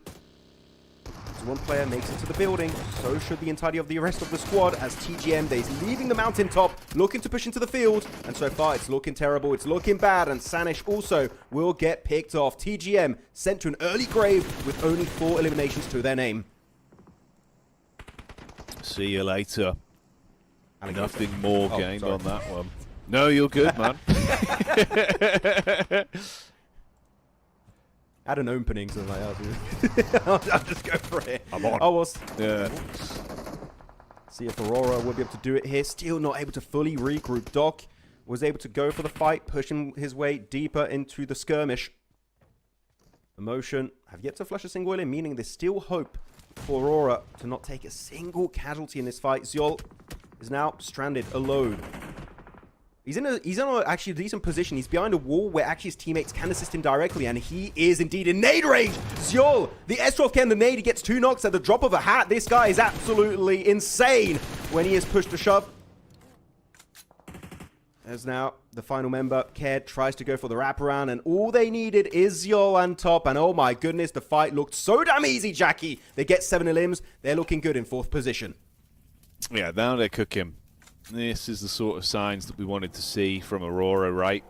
Playing very confidently in terms of the individual encounters and winning out on the offerings that have come their way, driving over the bridge straight into their hands. So big pickups there, leaving themselves as the current elimination leaders in the lobby, ahead by 1 over 777, but the difference being Aurora are the side that have all 4 players alive and are looking to guarantee themselves a high placement on this one to have that safety net within the top 4 teams going into the finals. Could be exactly what the doc ordered for that team if it carries on like this. Shots onto Kino and co there. That's against 777. Kino with the AUG will turn his attention right around though and behead the warrior. So he falls, and 777 are going to get crashed on instantly because of this. Demo actually bonnet 6 right out of the map. So this whole team crumbling quickly now. Only 1 player left alive. This is a very important fight for Champions. It's kind of like they're pulling up the ladder behind themselves to make sure teams like 777 can't catch up, even if they have an absolute banging chicken dinner. So this is exactly what we want to see from Champions. We could be, we said we might just have 1 Mongolian team making it to the finals. You know what? The points coming in from both Aurora and Champions are looking mighty, mighty strong. Of course, that will mean we do have to lose DG77 that have yet to claim a single life this game. Though, one thing that's very important to mention is DG77 saw Aurora commit to the final to motion, and they snatched away Longwood from the grasp of Aurora. So, no more high ground position left for them. It's now Amix fighting through the western edge of Ferry Pit. And they will be looking to get 4 early eliminations, though. Pushing upstairs is not going to be easy. There's going to be just 1 player up there, if I'm not mistaken. The nades do some work. Spike, though, and the Molotov, he's going to drop. The tick damage will be there. Spike, that's it. You got to try and redeem it. Kvik has got his own piece of utility. The Molotov on the wooden floor. You don't want to do that, Kvik. What is that utility? Everything is falling apart for Amix, and Spike confirmed by his teammate. This is an act of treason. Oh dear. What is going on, mate? The infighting, but not amongst the teams, amongst them very selves, as it all goes a little bit southward. That nade bouncing down the stairway here in the meantime onto Amix. That's in a prime position of Blowden post the actual kill coming through. But no, somehow, some way, they withstand the detonation, pick up the elim, and actually do survive on it for now at least. So it's messy, sure, but Amix still have a duo in the running off the back of closing out onto the solo from 777. I don't know why Kvik was shooting the death crate of 777. Like, you don't deserve to bring BM to the equation here. Those Molotovs were terrible. Your own mate at the end, you could have rezzed him back up. You know what? Who's going to enjoy the fact that Amix is now not a full squad? It's going to be good old Aurora. Because now the only southern teams that was there was going to be Aurora and Amix. So they're going to be looking to have an absolute field day at the end of this game. Ozrox, though, looking to make their push upwards onto Longwood. Those going to be successfully defended so far by DG, pushing them back. And now with the nades, is going to demand a bit more respect from the Serbian team. Good util, though losing Nomi again very early on in the match has been happening multiple times throughout the entirety of this knockout stage. So it's down to Prepod, Frieza, and Zadira once again. The deadly trio, though Champions want a piece of the pie, apparently. They're looking to crash it, somewhat blind. And DG, they see this fight. They don't have to get involved. This could be looking like a very strong third party from DG if the timing is right. It's Champions down to now just a duo. It's Fearless, it's Demo. The man has pulled it through so many times. Can Demo do it again? The bad boy with a shotgun. They've got a 3v2 scenario. Leon will be the next to fall. He goes for the jump shot, though. It's not going to connect. Well, the shot through the wall. He's dodging everything, but Demo will get overwhelmed. Fearless now. It is his time, his opportunity to keep the dream alive. Onto Ozorox, pushing up through the staircase. Blue cooking the nade a little bit too late. Does still take some damage. The shots are not connected, and it's Blue. He falls once again. Fearless keeping it going, but Dagestan have a different plan in mind. They get involved in the warehouse and will get the cleanup. Champions eliminated, and now looking for the final player, Melaz and Leon of Ozorox. Goodbye, Champions. The conversation of which Mongolian teams will make it through to the top 4 now becomes a little bit more defined, with Aurora still standing 104 points currently with 8 elims racked up. And they're in a position to make sure they make it through that spot. The only squad underneath them really now is Amix, and that's just a duo. And they do not have enough opportunities remaining on this one, it feels like, to lap them. So we should have a good idea where we're going from here. Ozorox inside of the building as well. This awkward encounter could continue. You got the setup from Aurora in the back line with crosshairs honed in towards. And meanwhile, on the top floor, Dagestan lying in wait, just trying to stay tucked in. That's DG, with all 3 of their players topping themselves back up. If they could shut down Ozorox, grab an even bigger injection of points, add 3 to this, it could be a good run of things in a matchup for them. Kvik from the side gets hit by D2R as well. That's duo-on-duo combat right now. It's getting real hectic, but keep in mind also, because of the fact we do lose 777, ARCRED and Champions early on, our top 4 is pretty much locked in Aurora, DG77, Vicious, and TT Project. So well done to those teams. At this point, Aurora just fighting for glory and extra cash money, which with that snatch on the position of DG, that was exactly what they are looking for. Could be looking for a 10 elimination game here, possibly. And I think DG know they are going to be in danger's way. Good nade, the bounce is strong. Going to be forcing a little bit of a repositioning from the members of Ozorox. But yeah, now it's going to be a full-on send in the smokes. It's all over the place. They don't have the intel on where the players are exactly located. But Melaz with a DBS looking to wrap behind it. It's going to be a one-on-one trade. Ozorox down to now just 1. It's going to be Leon 44. And he's just spraying and praying, but it's just not going to be enough to topple down the Empire set up by DG. And down to 1. Might just get the double res on his teammates as Yol looking to look for a quick exit and actually get some insight in the circle. There you go. Okay, so DG77 should be able to pick up the pieces from this one and at least stay alive for now, unless Top has something to say about it. Threading the needle with an aid. He wants to line that one up, but it's not going to bounce in. The downed man trapped towards the zone, though, being eaten by it, and one by one the play zone will rip its way through them, so the story does come to an end eventually. DG77 thriving in the chaos where possible, but now finally removed from the equation. We get our final 4 squads then that are left to fight it out in the last game of the day here for knockout, our closing match. It's Aurora, Mad, Destined to Rise, and Amix. This is exactly the kind of move that we expect from Aurora Gaming. Just these glimmers of hope in these moments where you're just like, okay, they know what they're doing. Zyol, the anchor point southwest, and then moved on to the southern eastern side away from Ferry Pier. He was just there to facilitate that transition after cleaning up DG77 in the warehouse. So that was just a perfect setup. Now, going to be somewhat away from the rest of these teams, away from Mad, away from Amix, away from Destined to Rise. They still have those 4 players ready to go at a moment's notice. As they're peeking over the ridge, and I believe Top might still have that mini 14. So if he does, oh my goodness, that's going to be a headshot after headshot, just raining upon the entirety of Longwood in the distance. Doc trying to get distance off here as well, looking in. You can see they're antsy. But a nice little pep in their step right now with how this game's gone. Things looking far better overall for Aurora, knowing that if they can just guarantee themselves a big injection of points on this one, they can not only get through in that top 4 spot, but do it in absolute style with confidence behind them. It's a hell of a way to send a message to the other teams in the lobby. Everyone else still playing a little bit slower on this one, seeing if there'll be any mistakes made. Top with a mini 14. That's a sentence that goes hand in hand together, and he's looking for a peek up. See if he can get a shot off. Absolute reveals himself with a little peek there. Could be the dinner bell being rung of Top looking to try and get a shot across. Suspicious about Amix as well. Oh, he was waiting for the chance, but can't quite hit it when he makes a move. Yeah, moving targets like that, especially when they're dropping down, is so much harder to hit. So Absolute, luckily enough, will survive the encounter. Good on Amix, by the way, keeping this smoke, just refreshing it every time one dissipates. They've got 8 nades too, but it's really good because it does make it so much harder for Mad to hit those nades, to really thread the needle with that utility through the window of that shed. So Amix knowing exactly what they're doing. Really good investment on the util. As I say that, well, that nade does hit eventually. Seems like even the smoke will not keep them alive. Sometimes you're just going to throw it in front of the wall and you still will get some significant damage. Another refresh on the smoke here from Vic. Again, imagine if he didn't flush his teammate. They could be looking so much more dominant on the mountain up north. Absolute. 2 more nades. You don't want to waste them. You've got to make sure you hit the nail on the head.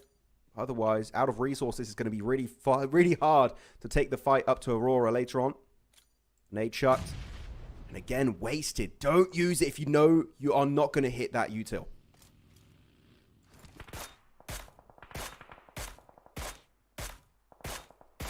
Yeah, keep it until it matters most. Reserves are going to be coming at an absolute premium at this point. Shooting the feet there. It's looking good for Top. He's getting the taps over. You try and tuck back in, Max, but you're not moving quick enough. Goodbye, Amix, as Top will punish from the distance. The DMR hero strikes again. Top saying, dance for me, and Amix did dance until they went out of the game. Aurora, they got the off angles over to the east. So do Top, though. Top somewhat not spotted out heavily by Mad. They're really looking mostly over to the east, and Doc going for the off angle on the high ground. That is in zone, by the way. It was a bit risky, but he did get... Oh, well, you know what? He did get knocked. I was going to say it was risky. It was lucky he did survive the transition, but he does get taken out eventually. Top getting in range. There's actually, I believe, going to be a nade range. So you've got to be very careful. There's going to be a very quick and swift response from Mad Esports. And the nades indeed are inbound, locked and loaded. And that is going to be Top also eliminated from that game. Unless a cheeky res comes through, which I'm really not expected. If you are in nade range, going for the res is not something you should commit to. As Yol, also though, able to clap back with his own utility. And so what HGSX, oh my goodness, the nades are looking so good. Aurora may be able to somewhat redeem this game. Keep in mind that Doc, despite being knocked here up north, he's giving Insight the exact pinpoint location of all the members of Mad Esports over to Zyol and Refus. That information alone could be what separates this from a second place and a chicken dinner for Aurora Gaming.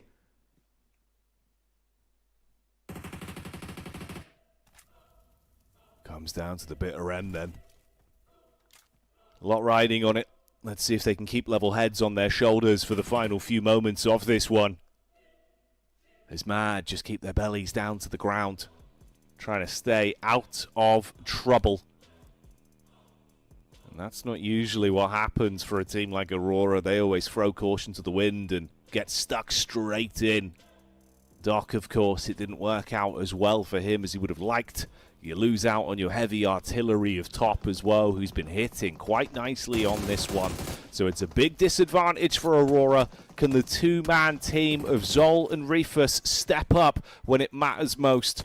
Defensive utility out, try and create a bit of space to play with. Zol looking in the back line. Oh, he didn't even see the peak coming. Instant connection onto him. They soften him up, bait out the use of the meds. Bid priming the nade. That could be on target. It's a nice trade back, though. They hit onto Absolute, but Joel will fall as Taknov hits that one, and it all goes down to Refus in a bit of an uncomfortable spot here. Tries to set himself up in the smoke, but it's starting to fade. He's leaving himself open to the hit. Bid in the back line. The shot comes out. It's not quite on target, and he will fall. Aurora's lights go out as Mad statue away that final chicken dinner of knockout. Yeah, really strong angle across the road. They were able to get so much pressure, really denying the mobility potential of Aurora Gaming, and because of that, were able to push up in the end in the smoke, and even the smoke play of Refus was not enough for them to climb up the ranks and get that chicken dinner. So good on Mad Esports, finally getting not only just a chicken dinner, really high elimination 1-2, 17 points on the board. Could be looking a bit more confident headed into last chance. But of course, with the simple fact here, Jackie, that we do have then a second place secured by Aurora, they're going to be looking even higher on the leaderboards. I believe could be even looking to be in third, even maybe second place, because this is a big game for them. And we know they're going into the finals, but just again, as you said a few times, making a statement here that they are looking really like a strong contender, making it to the end of PMGO EECA. No, 100%. At that point, I think it was just basically for the legacy for themselves to kind of, you know, send a message with it. So we'll see. We'll see where they end up once we get that up on screens in a couple moments' time. We'll have a little bit of a look back before we focus on the future, though, of course, with how things went down inside of this final encounter. That was a nice little sequence there from top with a Mini 14, mate. It just harassing Apex. It was definitely some really interesting fights throughout the entirety of this game. I do think Aurora Gaming did do some mistakes, though, that I'm hoping won't be repeated in the finals, which is sending top in nade range. Don't want to do. You would have got to be very careful. You should be respecting the lobby a little bit more. And Doc in particular, I'm surprised he did survive as long as he did going on that northern rotation. Sending it behind a tree, I think you should just try and remain stacked on top of each other, and you might just have a better opportunity of winning it. This is a lobby that is looking really strong. This region ECA is going to be a place that will punish you in the case you do underestimate what they can bring on the table. Though, Mad Esports looking at the elimination spread. Really good game from Takinov in particular. He was having some good times, and so did Absolute with a bit of that utility, though not able to convert it quite into actual extra points. It's a team effort. Mad Esports showing some potential. Who knows? Maybe in the last chance stage here, Jackie, they will be able to be one of those 12 teams to move on to the next stage. Possibly so. Possibly so, man. It does feel like, again, right, you know, there was some issues with them there where they would be a little bit too headstrong and kind of run into fights, maybe what they didn't need to be involved in. But again, we still see they can certainly play some great mobile when they're given a chance and know what they're doing against some of the top squads. So hopefully they can keep their heads on their shoulders, and hopefully you get a chance to grab yourself the beautiful Tommy skin that's on screens right now, where Max is pointing. Get down there, scan that with your phones, do the QR code shenanigans, enter the code, and get yourself a nice little skin there, Max. I believe only 75 of them available, so you've got to be quick. Yeah, there's some dark magic, by the way. If you're watching on YouTube, you can just pause the stream and scan it, and then you can continue the broadcast. Oh my god, technology is crazy nowadays. It's like absolute magic. But yeah, maybe you can get yourself one of those Thompson skins. There's only 75. Maybe all of them have already been redeemed. If you are not quick enough, unfortunately, you might just miss out. We've got some other broadcast days. We might have more giveaways happening over there. But yeah, interesting to see what the leaderboards are going to be looking like as we first look at our match summaries. Oh, wait, what? 400, 555. Wait, 455. Right, hey, I don't know what's happening to me. This last game's been crazy. 455 meter longest elimination. I believe should have happened because of a vehicle explosion, Jackie, because otherwise you shouldn't even be able to see them. So whoever got that, well done. That is quite rare to achieve such a long distance elimination. But it did crack me up, the idea of it being 400, 500, 455 meters. That'd be Gets like bigger. Yeah. 45,000 meters away, Max. He shot him from the next battleground. He shot him from Erangel. But hey, no, that still is very impressive. I do wonder who was able to find that. That's a big one. So yeah, shout out there. Well done. Lovely individual knock on that. And of course, we get our moment to highlight Takinov there back on screens from Mad. It's a name we've thrown around a lot. He has been individually pretty impressive whenever we've seen him have a fighting chance to display some of his skill. So good he gets a chance to take an MVP title within a game there as well. Good to see some new names from Kazakhstan in particular. I think a lot of the players do you remember from Kazakhstan are just like names that we keep seeing perform well in these tournaments. But no, Takinov definitely demanding some respect in Eastern Europe and Central Asia. As we look at the top players then of this game, not too surprising, it's going to be a decent 50-50 split between Zyol and Top, getting 5 eliminations apiece. But the damage from the two, of course, is looking mighty impressive. Mainly Top because he plays with a Mini 14, which is a weapon that naturally you're going to get inflated damage very easily because you can shoot very consistently at long range. So Zyol, because of that, 900, almost 20 damage, he was looking really solid this game. And because of that, they will be actually our #1 team in overall points thanks to those juicy 12 eliminations. Oh, yes, indeed. Big point earner there. Like you say, even lapping Mad right just off the back of Aurora doing Aurora things. And that's them running around taking shots at absolutely everyone. So, yeah, certainly more feast No famine on that one for Aurora, even without the chicken dinner. Fair play to them. Very different game in terms of some of the other teams that were climbing up on that one as well. A bit quieter from some of the squads that have been absolutely bossing it in knockout. So, yeah, a weird end towards the knockout stage, Max. I mean, especially for ARCRED, right? They got 14th place, only 1 point this match. They were in 6th place before. They could not afford any bad performance. And, well, I would say a 1 point game is a relatively bad performance. As here we have it. The end of knockout stage is upon us as we see the overall rankings. And our top 4 teams will then be TT Project, DG77, Aurora Gaming, and Vicious, as they will be advancing directly into the grand finals and avoiding the entirety of the last chance. Hey, there we go. That's 4 banging squads that get through as well. As much as it was an intense fight and champions felt like they were on the precipice of greatness, the 4 squads we got out of this, I think we've done very well, mate, for having our guaranteed teams that go through for the finals, right? It speaks for itself. Aurora, you've got the legacy, you've got the firepower. DG7E7 have looked to have been a consistent force to be reckoned with. Even back in the Club Open, they were getting us excited. Vicious as well, particularly enticing gameplay. And TT, it must be said, they've looked so damn smart with their strategy and overall approach. You know, everyone feels to basically be playing around them. They're never adapting their style to accommodate. It's really, really cool stuff. So great top 4 teams. Generally, you're looking at Aurora, they're looking strong, but they do kind of subvert expectations sometimes. They have a very slow start, really good ending, so I do think TT Project are looking good. But here you go, our daily MVP brought to you by Infinix is going to be Doran from side of Vicious here, representing Romania in strong fashion, getting 10 eliminations on the day. And this guy has been just consistent over the years in this esports scene. He's been going all over the place. He went even to Americas last year. This guy's got true international experience, so really deserving here to be called your daily MVP.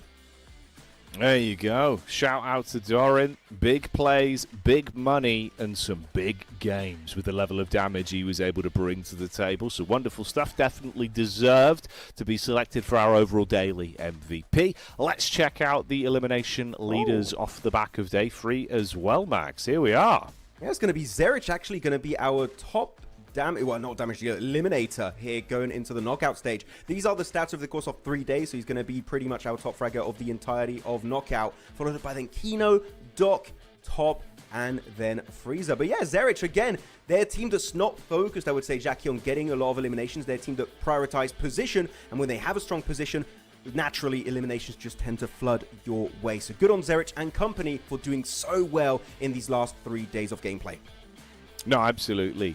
He's been very fun to watch. He's had some great reaction time, incredibly quick TTK, and just being able to bring home the bacon in these matchups. Overall MVP ranking here as well. You can see how tight the race was effectively in between Top and Kino there. So a lot of our Mongolian firepower always being on the tips of our tongue in terms of how impressive they've been looking. Yeah. Love seeing Freezer's name up there as well, mate. Freezer's been very impressive, Max. Yeah, he's been really strong. Him and the entirety of DG77 have been looking mighty impressive ever since Eastern Europe and now this event. But look at the survival time of Top and Doc. It's around 18 minutes. I know I keep bringing this up, but really, this is the only team that has, I'm going to say it straight up, a terrible survival time. And yet, yeah, it's Aurora. We don't care. We're still going to be some of the top fraggers in the entirety of this lobby as we have our day summary with all the wins, but yeah, no chicken dinner needed for Aurora, apparently here, Jackie, for them to make their way straight into the finals.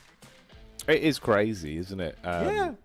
They just, I don't know, man. They don't really care about self-preservation. They just want to fight. And honestly, with how many of those fights they win, can we blame them? Only a thimbleful. Only a spoonful of complaints, Max. That's all we're allowed to give Aurora because they keep winning. You know what? Everyone that loves to hate on Aurora, come and hate on Aurora before day 1 of the finals, and they're going to start off really strong in that opening day, because this is a team that you start to criticize them, and they bring some of their best gameplay you've ever seen in these matches. So yeah, good on them, and of course, good on the likes of TT Project, Vicious, and also DG77 securing their grand final slot. And who knows, maybe those will be some of the names also we will see here making it to the LAN event over in Jakarta for the PMGO main event, Jackie. Absolute cinema is soon coming on your screens. It does feel that way. It does feel that way, Max. So make sure you get those front row tickets locked in to join us for the cinema that will be coming up on screen over the next few days. Of course, our top 4 teams will return and join us for the finals towards the tail end of the competition in a couple days' time. But we'll be returning tomorrow to get into Last Chance and see who makes it through to join them. Don't miss us. See you same time, same place. And bye-bye for now.